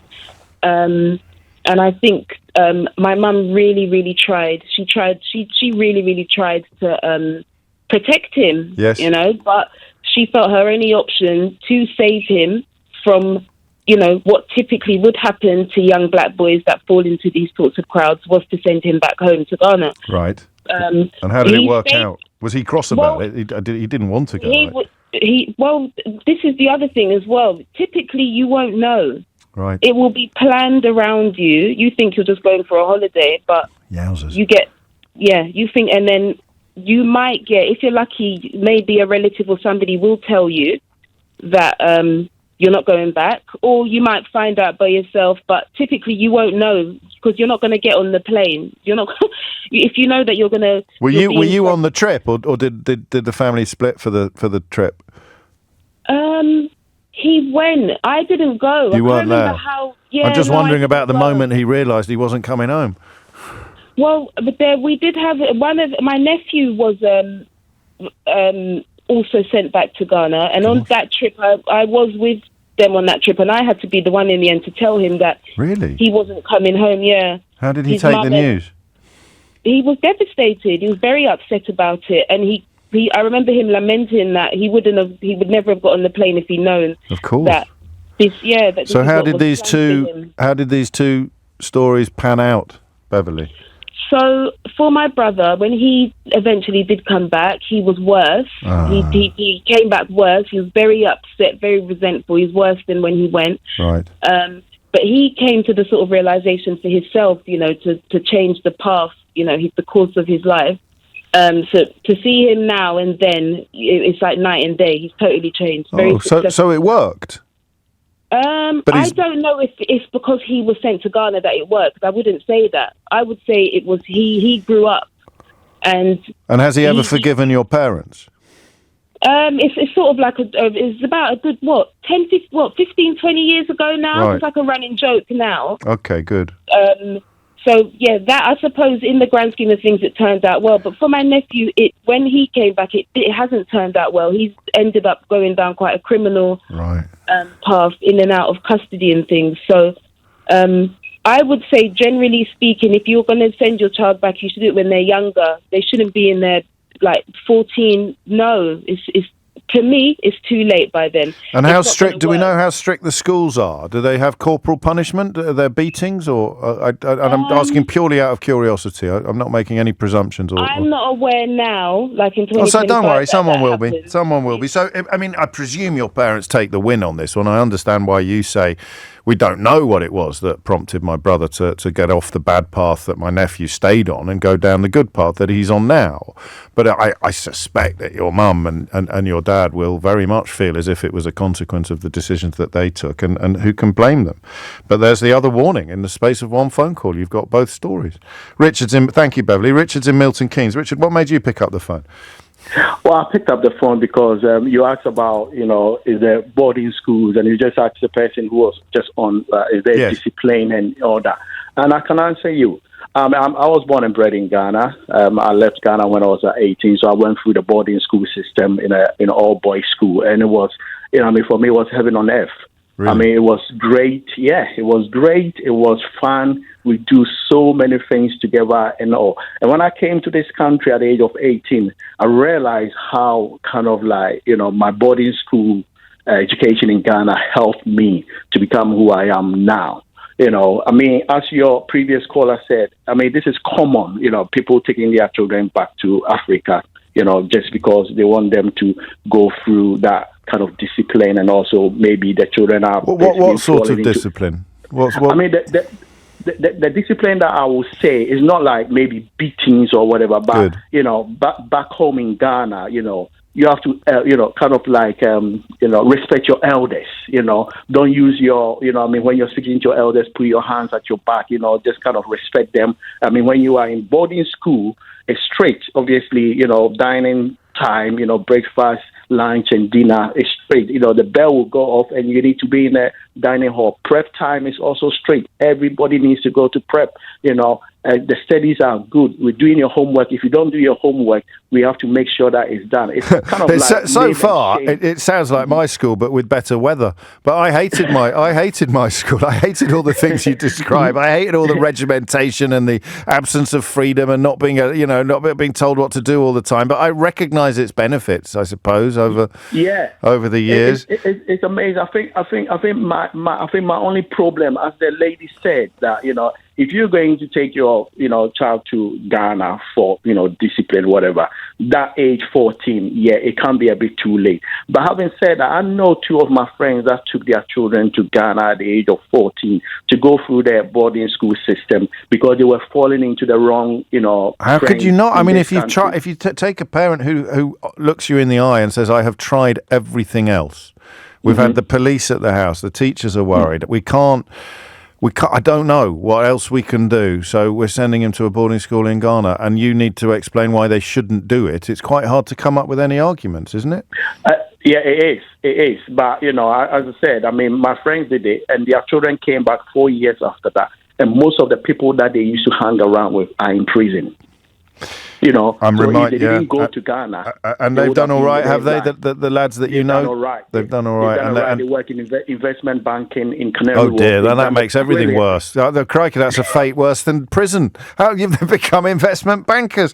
I'm joking, obviously. I'm reminded slightly of what Jacob Dunn told us the other day, whose story, of course, has been turned into that new play, a Punch, about how when he came out of prison, a lot of his former friends had carried on down the criminal path, and some were dead and some were in jail. And that is the point, isn't it? You get someone off that path. In his case, it was an extraordinary set of circumstances that saw him punch someone during a fight on a night out, and that person later died, and he went to prison for manslaughter and went upon an extraordinary course of rehabilitation and restorative justice, and now works to prevent other young men from going down the same path. But at the end of the interview, I don't know if you heard it on Wednesday, at the end of the interview, when I said to him, what's happened to the people you were out with that night specifically, he sounded very like Richard in Milton Keynes. Some of them are in prison, and in Jacob's case, some of them are dead. So who wouldn't try to get their child out of that environment. But I'm left with that question still about whether or not you should be allowed to do that to a 14-year-old, like so violently against their wishes that they've applied to become a ward of court and launched legal proceedings against their own parents. It's 12:01. James O'Brien on LBC. Play to Chris Philp. Very rarely does a politician appearing in the news bulletin prompt much activity in my inbox, but Chris Philp is proving to be an exception this morning. Dave writes, I've said it before and I'll say it again, Chris Philp is a little pipsqueak. James writes, that Philp bloke is such a moron. I'm sorry, I had to say it. It boils my blood every time that he talks, and indeed a couple more. He is a bit of a one-off, isn't he? I think I heard him saying earlier that the Rwanda scheme can't be condemned because it never happened. So you can't say something was a bad idea because it didn't actually happen. They spent hundreds of millions of pounds on failure, but you can't say it was a failure because it never actually succeeded. It's an extraordinary logical... That's an extraordinary logical contortion. The reason why it failed was because it was No, it wasn't. The reason why it failed was because it never succeeded. It wasn't given a chance to succeed. So let's pretend that we live in a universe where they had actually started deporting loads of people to Rwanda at the cost of about £1 squillion per person. And we could sit back and decide whether or not it was a success or not. And then we had to process the news that the UK government has just announced it's going to cease attending events hosted by the Rwandan government and suspend a lot of aid to the East African nation, and we are talking in part about African issues at the moment, over advances made by Kigali-backed rebels in the Democratic Republic of Congo. So even in Chris Philps's weird fantasy world, where a failure isn't a failure because it could actually have been a success, actually, if it went to a different school, we would now be contemplating sanctions against the country to which we'd sent all the deportees. Is it me, or is he possibly not the sharpest knife in the drawer? Old Philpy. I don't know. But anyway, nice to be reminded of some other members of that Conservative front bench. And as the Shadow Home Secretary, why on earth would Chris Philp know about what the current government was doing with regard to the country that they wanted to send at the cost of about £1 squillion per prisoner that they wanted to send deported released criminals to? 7 minutes after 12 is the time. This is a really interesting story, isn't it? And also, we've happened upon a practice that seems to be a lot more widespread than we previously realised. But does it work? Would you want to be? Did it happen to you? And would it work? What are these schools like? So you're in Britain. You are falling into bad company. Your parents are despairing. Their family roots are in Africa, and therefore they decide to send you back to Ghana or Nigeria or wherever it may be. Is that the right thing to do? Most of us will say yes, I think. Is it fair? Probably not. Bit of cognitive dissonance kicking in, but crucially, does it work? Hugo's in Guildford. Hugo, what would you like to say? Hi, James. Hello. I'm so nervous being on with you. It's only me. I've got to say, first time. Welcome. Well, I thought I got deported by my own parents. There's an autobiography waiting to be read. That's your title for your memoir, Hugo. They sent me back to where they came from. Right. Where's that? Nigeria. I'm the same age as you. Okay. And, it was 1981. I'm from North London, central North London, Camden Town, and I was out on a Saturday. So our price records, they had a bargain basement by the door, bargain basement bin of 7 inches it was, and I think I was playing around the Human League 7-inch, and I tried to take it from the stop, and the security guard stopped me at the time. Oh. I got into a lot of trouble. My dad found out, and he wasn't angry. That's what got me about it. He wasn't angry. He was really measured. Disappointed. He was disappointed. He was measured about it. Yes. I didn't hear anything. The next holiday, they just said, you're going to visit your relatives. You've never met them. You're going to visit your relatives in Lagos. It's going to be a 4-week trip. And I thought, great. And I remember asking my dad things like, I was ignorant to what was going on in West Africa because I grew up here. There's not much information. And I was asking them things like, do they have wild animals and stuff like that? Yeah. My dad was like, yeah, sure they do. Sure they do. You're 11, right? I was 11, same age as you. So I went with my dad, spent a couple of weeks, and then my auntie was out there, was the headmistress of a school, a very good boarding school, and they enrolled me in the boarding school. I said, try it for a term. It's really good. See what it's like. And 7 years later, I came. That was it. Well, I mean, there are parallels in our lives, but I was already at boarding school when I got caught nicking records from Woolworths in Kidderminster. So I don't know quite what the next level would have been for me in terms of that. But you weren't on a path towards gang membership and serious criminality, were you? Or were you? Yeah, but it's a very West African thing. I can't speak for West Africa because I don't have experience with it, but the Nigerian diaspora, they have really... There's a huge thing with discipline, respect, and the way you talk to your parents. And my dad just saw that and thought, this is going the wrong way. And I can't do it myself. I'm going to have to get someone else to do it. He came here with high ambitions, and they have a community. They like communities, yes. Neighbours. And at the time, London, you knew your neighbours, you spoke to everybody, and he just didn't feel he had the support to straighten me out, so to say. So he couldn't go to school because school, I was going on to secondary school at the time. I think, if I remember clearly, I was changing schools. Yeah, it sounds like there was a chance you would have been sent there even if you hadn't nicked there. What was it? Don't you want me, baby? Don't you want me? Whoa! Controversy. It was Controversy. Oh, lovely. Yeah, it's a brilliant album. But even if you hadn't been caught nicking that record, it sounds like your dad might have quite fancied sending you to school in Nigeria anyway. I think he was on the fence. Yeah, I think he was exactly. on the fence. I think I just flipped him over and just said, go out there. So what is? So there's no. It's not. I mean, you're not bang on the money in the context of this story, where it is. It seems the parents really felt that they were rescuing their child from a life of crime and possibly an early grave, as opposed to being more disciplined. But what I mean, how much thought over the years, Hugo, have you given to the path not taken? How much thought have you given to the Hugo who'd be here now if you stayed in this country?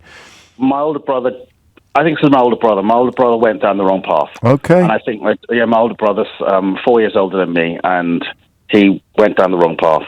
And I think that was that sort of led my dad to say, look, I'm not having another one. There it is. And so right through my life to now, I sort of look at it and say, yeah, for the grace of God, would have been me. I think that's a very honest of you, actually. That ability to imagine what things would be like if you hadn't had advantages or experiences, whatever you prefer to call them, is crucial to empathy, among other things. Final question: What was the school like? You've heard me talk about my school a lot. Were they more or less the same? Your school without any breaks. What do you mean breaks? No, there's corporal punishments. It was very disciplined. I think it was same as your school, but I think if you took your school back to 1960s, where it was all academics, it was all discipline, it was... So even more, a bit more Victorian in its outlook. Mine was pretty draconian, although not so much public school, more prep school for the actual corporal punishment. But now you lead me back to that worry about the fact that we are all traumatised by corporal punishment. It's just that some of us have done the work and realised it, and some of us haven't. But that's a conversation for a different day. Thank you, Hugo. Tom's in Chingford. Tom, what would you like to say? Hi, James. Long-time caller. Haven't ever called up before. A bit nervous, but... I'm just going to pause you. It's not like the massive breaking news, but it's a bit of a headache for Keir Starmer on a day when he's getting a lot of praise and love. We've got some breaking news. The Guardian exclusively reporting that Anneliese Dodds, the International Development Minister, has resigned from her post over Keir Starmer's decision to slash the international aid budget to fund that generational increase in defence spending. More on that. What do the grown-ups say at this point, Tom? Can you remember? What do the proper presenters say? More on that as we get it. Is that it? That's it. More on that as we get it. Back to Tom in Chingford. Sorry, Tom. Where were we? I just wanted to... So I was listening to the radio and I was hearing this how this boarding school and all this stuff works with parents. And I'm hearing it's more from the Ghanaian and Nigerian community. So I just wanted to reflect on my sort of journey. I'm from a South Asian background. Okay. And I was sent to these corporate punishment sort of boarding school back home. Right. My dad was a community leader and I was the black sheep in the family. I sort of deviated from all the norms. How far did you deviate? How much trouble were you getting into? Well, I got kicked out from the mosque, which was a huge, huge deal. What did you do? Can I ask what you did to get kicked out of mosque? Well, there was a time where I was unwell, I was at home, and I was privy to some information that the women were gossiping about. I then went back to the mosque and passed information on to every child in the mosque, which then led to a breakup of a family because I was a child. I didn't know any different, so I ruined the family's sort of relationship because I heard some juicy gossip in the background. Okay. I also got caught doing lots of stuff in school. Got kicked out of school because I wasn't enjoying my time in school. I was trying to fit in with the culture that I wasn't, because I recently was moved from Wiltshire to London, and it was a huge change. And my dad thought, I can't manage this. Let's go back home for a holiday. And so while I kicked was out there, of mosque and kicked out of school, and then kicked out of home. and then went back home and went for a holiday. And they said, well, you're staying because we've enrolled you to a boarding school. Just describe that moment. How old were you at that point? I was in year 8. What's that? Remind me what that is. That's a good question. Well, I went to a mad school, mate. I don't mind recall things like the upper 5th remove and the lower 17th. And so you were about 12, 11, 12? Second year of secondary school. First year of secondary. Right. So tell me about the moment they said. Who told you, your mum or your dad? Both of them. We went over there. I'm having a whale of a time. Sat you down and they said, we've got something to tell you. Yeah, we're all going to evacuate. But look on the bright side. Yeah. You're going to get educated, you're going to wear a nice shirt, nice tie, and you're going to go to a boarding school, or you're going to come back and great career prospects for you when you return. At that time, I thought, you know what, can't be that bad. Did you? Yeah. Oh, yeah. Fair enough. Good. And it was bad. Oh, I'm sorry to hear that. Education was great, don't get me wrong. You know, we were learning the American grammar in back home and learning how to read properly, because the English standard wasn't the standard over there, so I was having an American accent to my voice. It was all weird. But they had this thing about force-feeding me, because our parents would want a report, or they'll come over to visit me and they need to see me that I'm fit and healthy. Yeah. So we will be force-fed to make sure we look all slightly on the obese side. So when our parents got here, we'd be like, oh, they treat us like rubbish, there's no food there. They'd be like, no, you can't be, look at the size of you. Are you serious? So like what, for how long before the parental visits would they start fattening you up? As soon as you get involved, you know, start the next day, and it's like food time, and they wait for you to eat, and then you don't leave until you've had 2 plates at least. And then when the parents are over, you've got a couple of months where they don't feed you properly at all? No, they make sure they fed us more than they needed to. Oh, sorry, I thought you said they were. I thought they were starving you, except when it was nearly like Parents' Day, so they were feed. Gosh, so that was a way of judging whether or not you were being well looked after or not. Yeah. That's so very strange. My mum would come to see me. I'd be like, no, they're feeding me rubbish, and I'm not enjoying it. She's like, well, look at your shirt. It's all nice and tight. You look like you're eating all right. You must be happy. You must be happy because you're podgy. Yeah. Yeah. Okay, I see that. I get that. Oh, good Lord. And so you stayed there for the duration?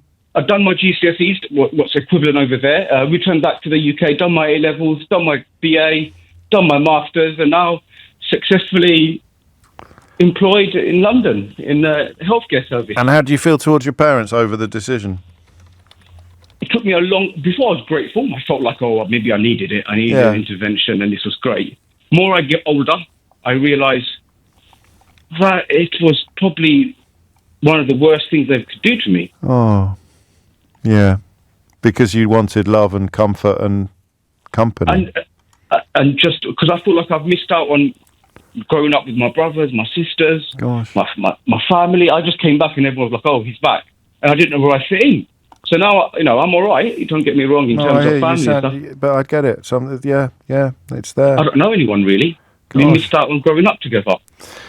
Oh, mate, you got me there. Got me right in the feels. I'm glad things have worked out for you in other ways, but thank you for being so honest about ways in which perhaps your parents didn't foresee the less happy impacts that something like this could have on you. It's something that's been picked up by Alex, who writes, I think it's very foolish, not talking about Tom, talking generally about this issue. It's very foolish. Grooming is only effective because the children being groomed are seeking connection, love and attention that for whatever reason they're not receiving at home, or they don't believe they're receiving at home.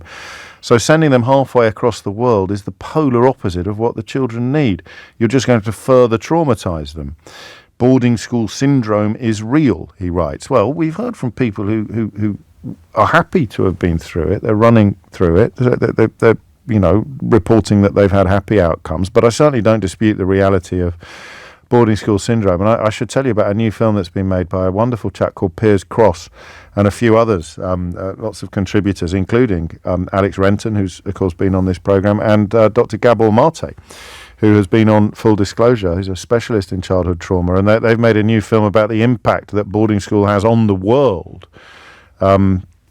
that I haven't yet seen. It's called Boarding on Insanity, and the premiere is either very, very soon or it has recently happened. I wanted to go, but it coincided with the show. But if you're interested in this world, then do look that up. Boarding, get it? Boarding on Insanity. So I think, Alex, you will appreciate that if you weren't already aware of it. It's 12:20. James O'Brien on LBC. 22 minutes after 12 is the time. Say what you like about the Labour Party. They absolutely guaranteed to tear themselves apart at the first opportunity. Anneliese Dodds choosing what is arguably one of the greatest days of Keir Starmer's premiership, whether you like it or not, to announce that she's resigning over his decision to cut the aid budget and redirect the funds towards defence. That story appears to be, it was originally a Guardian exclusive. Aggie, Chambre, our political correspondent, will join us shortly to talk us through a little more of the detail. It is, these cliches that you come out with, it is an extraordinary characteristic of the Labour movement to dedicate so much energy and time to infighting instead of fighting shared enemies. Not to denigrate Anneliese Dodds' position, which is clearly born of principle, but that there is a reason why they spent 14 years in the political wilderness. 23 minutes after 12 is the time. Lisa is in Purley to steer us back to the Ghanaian boarding school story and the boy who's sued his own parents after being sent to one. What would you like to say, Lisa? Hi, James. Pleasure Hello. to speak with you. Likewise. I resonate quite strongly with the parents. I understand why they did it. I'm from Ghana and born and brought up in the UK. It was always something that we knew could happen as teenagers if we fell onto the wrong side of the tracks. Really? I grew up in the 90s, 2000s, and it was always there that, I knew people, some of my cousins who went, and again, like some of your previous callers said, it was a holiday, it wasn't something that they knew and had agreed to. So we're all queuing up to endorse telling our children massive lies and then essentially deporting them from the only home they've ever known. And I'm with you. I'm nodding along with it as well. But it's important to pause sometimes and reflect on what we're actually saying. I agree with you. And my point is what I said to your researcher earlier. For my own children now, I've got 3 boys and they're going through this and I'm scared. I'm scared for them. And if I wanted to do that, if I was to do it with my children, I'd go with them. Yeah. I'd pack up my life and go with them. Still send them to boarding school, whatever, because the boarding school education system there is great. It is very good. Is it? And if you've got money because you've got income from abroad, from another source, you can live a very, very nice life there. So I would do it, but I would do it with my child so that we didn't have that question of resentment. When they grow up to be an adult, so they don't miss out with growing up with their siblings, etc., that kind of thing. But I would feel so strongly that I would want to protect them from the dangers that are here. And the guy that said about, if they're being taken by grooming gangs, then it's because they're getting something that they're missing at home. I don't really agree with that because from what I see, from my friends or in our communities, that also people have come from good families and they're still caught up in things that you would not want them to be caught up into. It's very true. It's more about peer pressure than parental failure, I think, often. Definitely. And you could be the best dad in the world or the best mum in the world, but I had the best mum and dad in the world and I got into terrible trouble as a teenager. It had nothing to do with them. Exactly. And I said to your researcher about, it seems like it's a cultural thing, but if I lived in Brighton and I was, of Scottish heritage and I had family in Scotland in the Highlands and my child in Brighton was getting into trouble or doing things that I didn't want them to, I'd look at sending them to the Highlands. Of course, it's the same country. Or if they had an auntie and an uncle in Bel Air. Yes, I knew that was coming. There it is. That's the thing. You got in one little fight. And of course, maybe that's me responding to it differently from how you would, because Ghana to me is, completely alien. But for the kids that we're talking about, and for you, it isn't. So it isn't as shocking as perhaps it first appears to my eyes, certainly nowhere near as shocking as it would be for yours. And yeah, I mean, the more we talk about it, the more sense it makes. And we've been talking about the pendulum, haven't we? Or the conflation of nastiness and strictness quite a lot recently. And this is incredibly strict parenting, but that doesn't mean that it's nasty. I think it's just that the lad has taken such steps to come home, becoming a ward of court, suing his own parents, hiring lawyers, contacting the consulate, contacting charities, that you sort of begin to think maybe he's got a point because he's clearly so unhappy. But that doesn't necessarily paint a picture that applies to everybody in a similar case. Lisa, thank you. Aggie Chambre is with me, live down the line, LBC's political correspondent. Let me see some of the reaction coming into the studio just to set you up, Aggie. Look at me, says Anneliese Dodds. I mean, why today? Writes Jamie. Anthony says, I quite like that Labour do this, actually. And Dave says, so principled that she waited over a week to do it on a day where the PM has been getting some much needed and well-deserved credit for the visit with Trump. So Anneliese Dodds, the International Development Secretary, has resigned from Keir Starmer's government, Aggie. That's right, she has. And to be fair to her, I suppose, in her letter, she said she'd already made this decision, but she waited until today because she wanted there to be a united cabinet when Keir Starmer went to the States to have this tête-à-tête with Donald Trump. So yes, the news today, she is saying she is going to cease attending cabinet. She's tendering her resignation as both Minister of State for International Development and as Women and Equalities. She says in her letter that she was only informed earlier in the week about the decision to slash her budget for overseas development assistance. That, of course, was cut to 0.3% on Tuesday to pay for defence spending rises. She says in her letter as well that she understands that defence spending needs to go up, but she had thought that it could have come from other places. Perhaps we could have looked at our fiscal rules, she says, and approach to taxation as other nations are doing. She also says that she thinks even 3%, of course, Keir Starmer has said that the UK will get to 3% in the next Parliament. She says even 3% may only be the start, and it will be impossible to raise the substantial resources needed just through tactical cuts to public spending. She goes on to also talk about the fact that she is worried about essentially the unintended consequences of this. She's worried about the potential impacts on Britain's national security and global influence. She says the cuts are also likely to lead to a UK pullout from numerous African, Caribbean and Western Balkan nations at a time when Russia has been aggressively increasing its global presence. All this, she says, while China is seeking to rewrite global rules and when the climate crisis is the biggest security threat of all. So this letter just sent to Sir Keir Starmer as he lands back from this very successful trip in America. But as I say, she said she'd already made this decision. And indeed, I actually did try and speak to her team yesterday to say, what's going on with Anneliese Dodds? Is she very disappointed? Is she about to resign? And they really wouldn't engage. Good spot. So it does seem like they had already made that decision. It's interesting, she's actually a very senior Labour MP. She was Shadow Chancellor in opposition. She was the first person Keir Starmer appointed as his Shadow Chancellor when he became Labour leader. She was then sacked and has had numerous different roles and did of course make it into the cabinet, but now 8 months in has quit. Well done. I for thinking of it in advance. In fact, listening to you, I don't think she had much choice, did she, really? I mean, especially that business about only finding out on Monday. Robert Shrimsley of the FT describes it as a process of her being marginalised and humiliated, so we were a little bit unfair, perhaps, in describing it as an attention-seeking exercise, not least because, as you tell us, she paused. Maybe could have waited until Monday, just to let Keir Starmer enjoy the warm glow of success in the White House. But if she's already been holding fire for 3 days, then no doubt she would have felt otherwise. A relatively easy business to replace her. And the question remains about the conflation. I'd quite like to see a Women and Equalities Minister who didn't have a shared brief with another department, but I'm old-fashioned like that. Aggie Chambre, thank you very much. After the headlines, Phillips O'Brien, the Professor of Strategic Studies at the University of St Andrews, will join us, largely because of the number of texts I got while we were discussing Donald Trump and Keir Starmer, describing it as being like an abusive relationship. At least 3 women who have been in abusive relationships and one who has had a horrible divorce experience, saying that they recognise the behaviour. And then remembering that Phillips's latest Substack describes Europe as being in an abusive relationship with the United States. So I like it when those unexpected planets align, and I thought we'd speak to Phillips after Tim Humphrey brings you the very latest headlines. James O'Brien on LBC.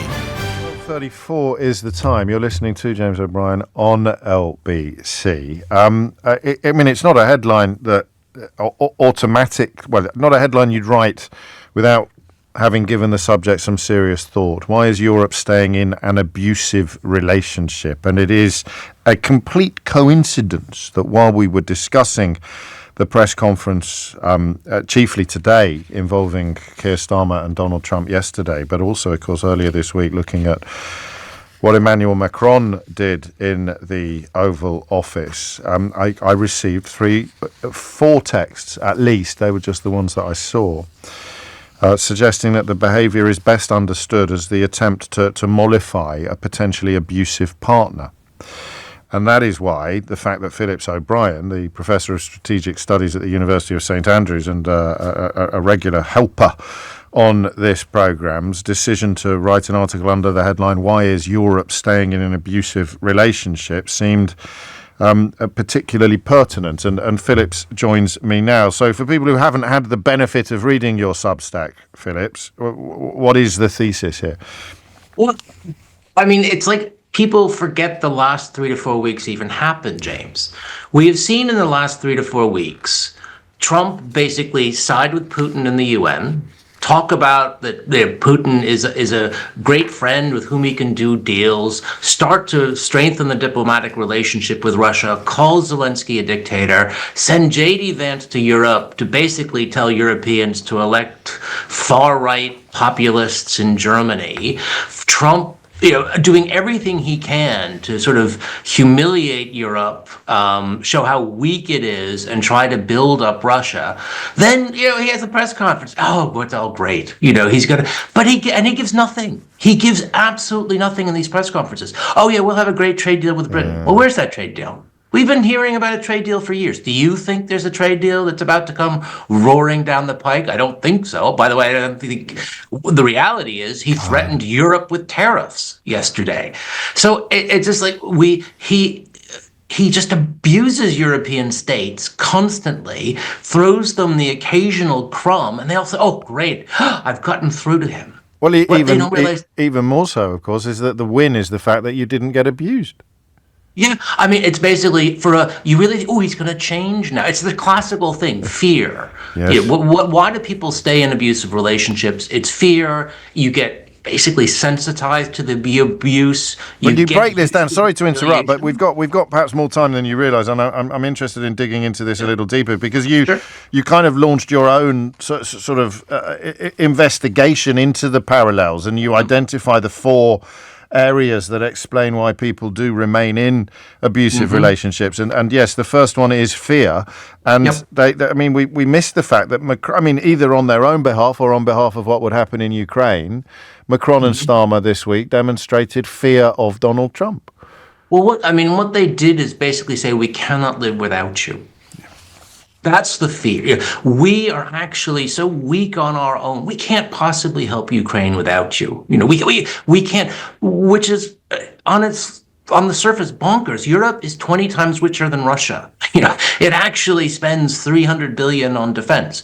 If Europe wanted to get its act together, it could make a massive difference. It doesn't actually need the United States. It's just gotten used to the United States doing everything for it, and it's terrified to start thinking and acting on its own. Someone on the programme described it this week as pressing snooze on the alarm. We've been pressing snooze for years, but at some point we're going to have to heed the alarm. The new German Chancellor, perhaps, has gone much further than Macron or Starmer on recognising the need for a truly new settlement.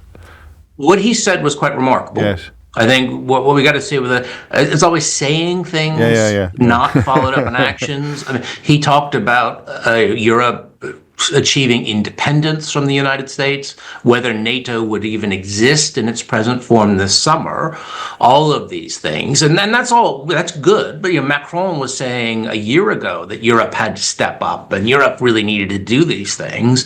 And what we've seen in actual terms from the UK, the UK, France, and Germany is still very limited. Yeah. So, I mean, you've nailed fear. We'd already discussed normalized abuse, the way in which it becomes, people forget what a healthy relationship looks like, and you endure such abuse that just getting a day off feels like a win, which both Macron and Starmer potentially demonstrated this week.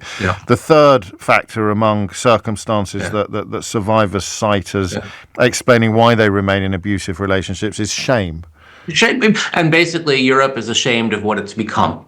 And that, I really think deep down, and they don't want to admit what they've become because they're not actually changing.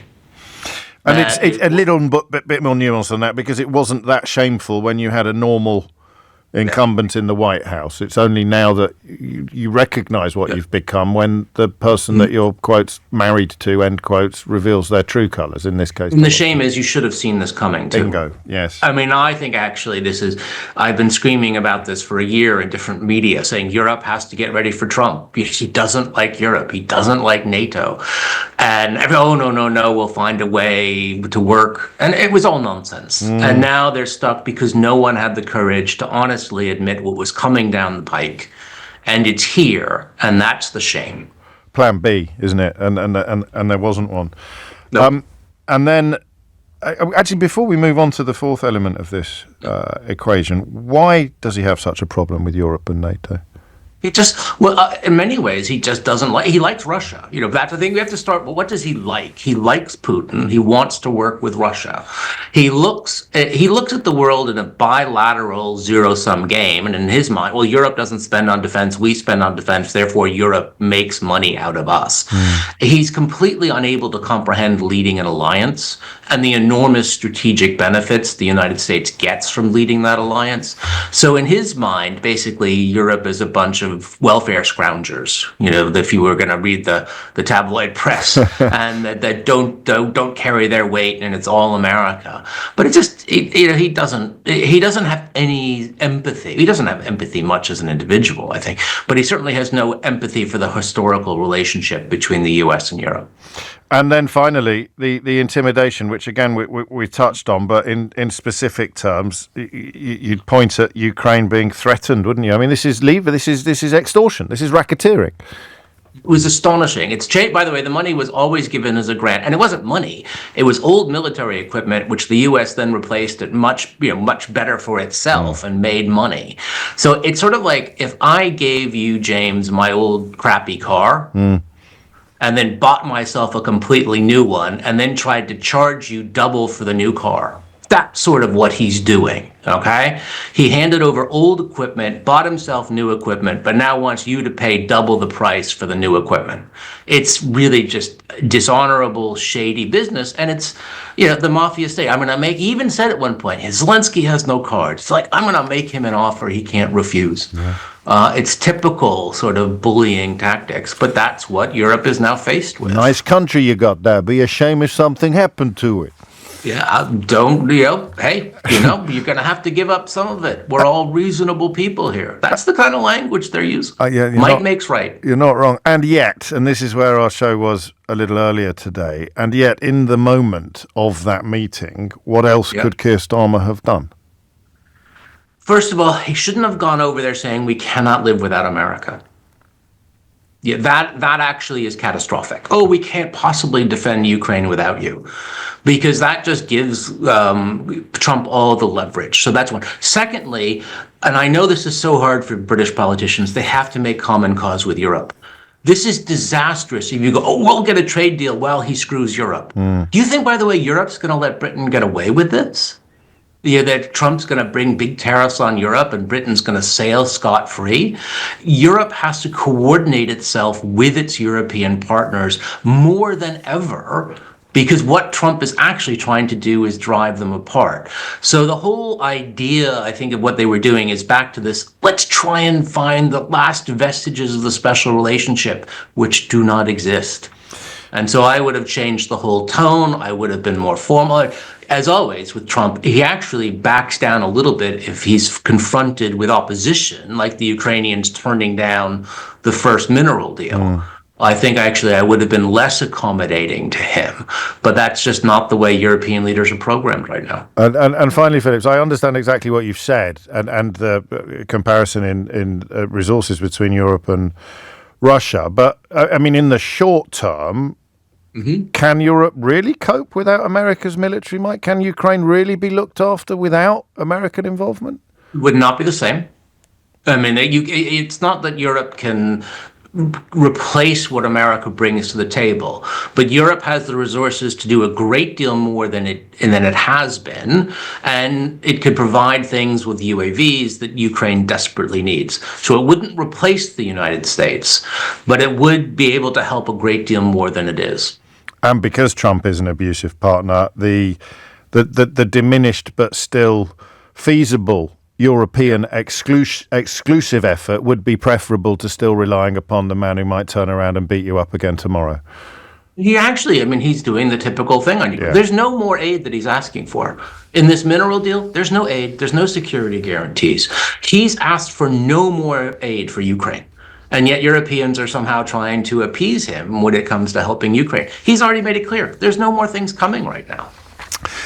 Phillips O'Brien, many thanks. Professor of Strategic Studies at the University of St Andrews. If you want to read more of his work in this specific area, then there's a piece in The Atlantic this month titled "Trump Sided with Putin. What Should Europe Do Now?" And as I mentioned, his own Substack, which you can find in just by looking on Substack for him, looking at the very powerful parallel with traditional abusive relationship analysis. There you go. And that means that my listeners once again were ahead of me when you started saying, James, this reminds me of my ex, or James, this is how I used to be during my divorce, or this is literally what I did when I was in a coercive relationship. And you saw it, you heard it. And fair play to Phillips for spotting it, because I needed you to point it out to me. James O'Brien on LBC. 12:49, you're listening to James O'Brien on LBC. How close did we come there, Keith? Did you? It went out, did it? Because I was just doing some Tribe Called Quest rapping for the amusement of my production team. You may have Excursions is the one. It's a classic track. I'll be taking requests this time next week if you want me to rap anything else for you.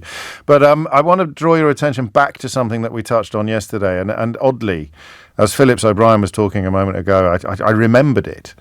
Because this was chilling enough the first time you heard it, right? And I should say, we will make mistakes. We won't be perfect, but when we make a mistake, we'll fix it very quickly.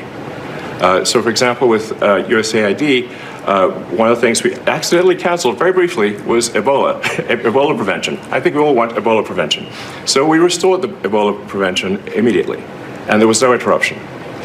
But we do need to move quickly if we're to achieve a $1 trillion deficit reduction. So Elon Musk, they're talking to the cabinet and joking or laughing at least, but we give him some credit. Perhaps it was nervous laughter about the fact that they accidentally turned off Ebola prevention efforts, but then turned them back on again. You can guess what the bad news is, right? Yeah. Washington Post reported yesterday its news pages haven't yet been filleted of anything critical of the government in the way that its opinion pages have been as a consequence of the owner, Jeff Bezos, doing Donald Trump's bidding. But the Washington Post reported yesterday that current and former USAID officials said that Musk was wrong.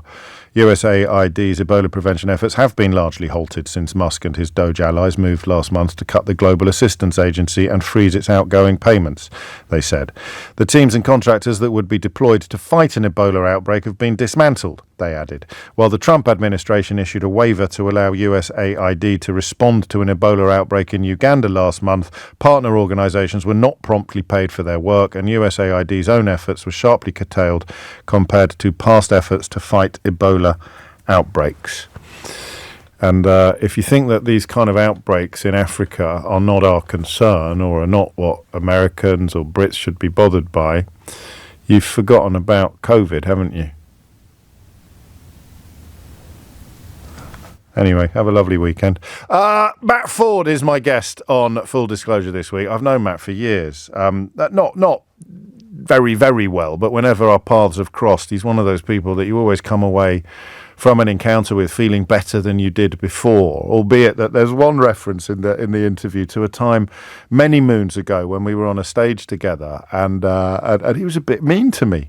So I didn't let him. I did make a point of reminding him of that. But he is, as you know, a brilliant comedian and does superb impressions. Has done all manner of political impersonations. He's led a fascinating life. He grew up with a single mother who had been a nun on a council estate in Nottingham, in the city centre, in inner city Nottingham, and then went on an extraordinary political journey. He loved football. He still does. But he then, as you may or may not know, he's had an incredible time with illness recently. And well, I'm not going to tell you anymore. Just have a little listen to this clip and then download the whole thing. So I had terrible nerve pain in my leg. I was doing the Edinburgh Festival in 2023. I had this nerve pain. It was so bad I couldn't move. So I just stood up all day. I couldn't lie down or sit down. I was like, I need an emergency doctor's appointment. Saw this guy. I said, you're going to have an MRI because it could be a slipped or a swollen disc. Gives me painkillers to help me sleep. I go back and see him at the end of the festival. And he was such a funny guy. Dr. Rajan Maddock at the Glasgow Royal Infirmary. Really funny bloke. And he would wind me up all the time. So we're going to have to do bloods just to check. I had a real, I didn't like needles. So I'd say, I can't stand needles. He'd go, oh, you're just English. How did you lot conquer the world with this? You're so bloody English. Stop me. Nurse, we got another pasty Englishman over here. And I was saying to my wife, you're going to love this guy. He is just like zinging me. We turn up for the results of this scan, and he's like ashen-faced. Oh, no. He's like, I'll just come into the side room. I was like, it's a bit off. I've promised her a banter. Go to this room. Promised her banter. Yeah, I was like, trust me, he is funny. I don't know what's happening today. Like, I was like, mate, come on. Like, I've been telling you, there's a bit of a bromance going. And he couldn't bring himself to say it. So he's going, there's something a wee bit unusual. There's a lesion on the spine. I was like, right. The penny wasn't dropping. My wife worked in oncology at the time as a psychologist. She went, is it cancer? He goes, yes.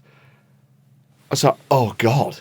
The first thing I asked him was, am I going to live? He said, yes. So I was like, okay.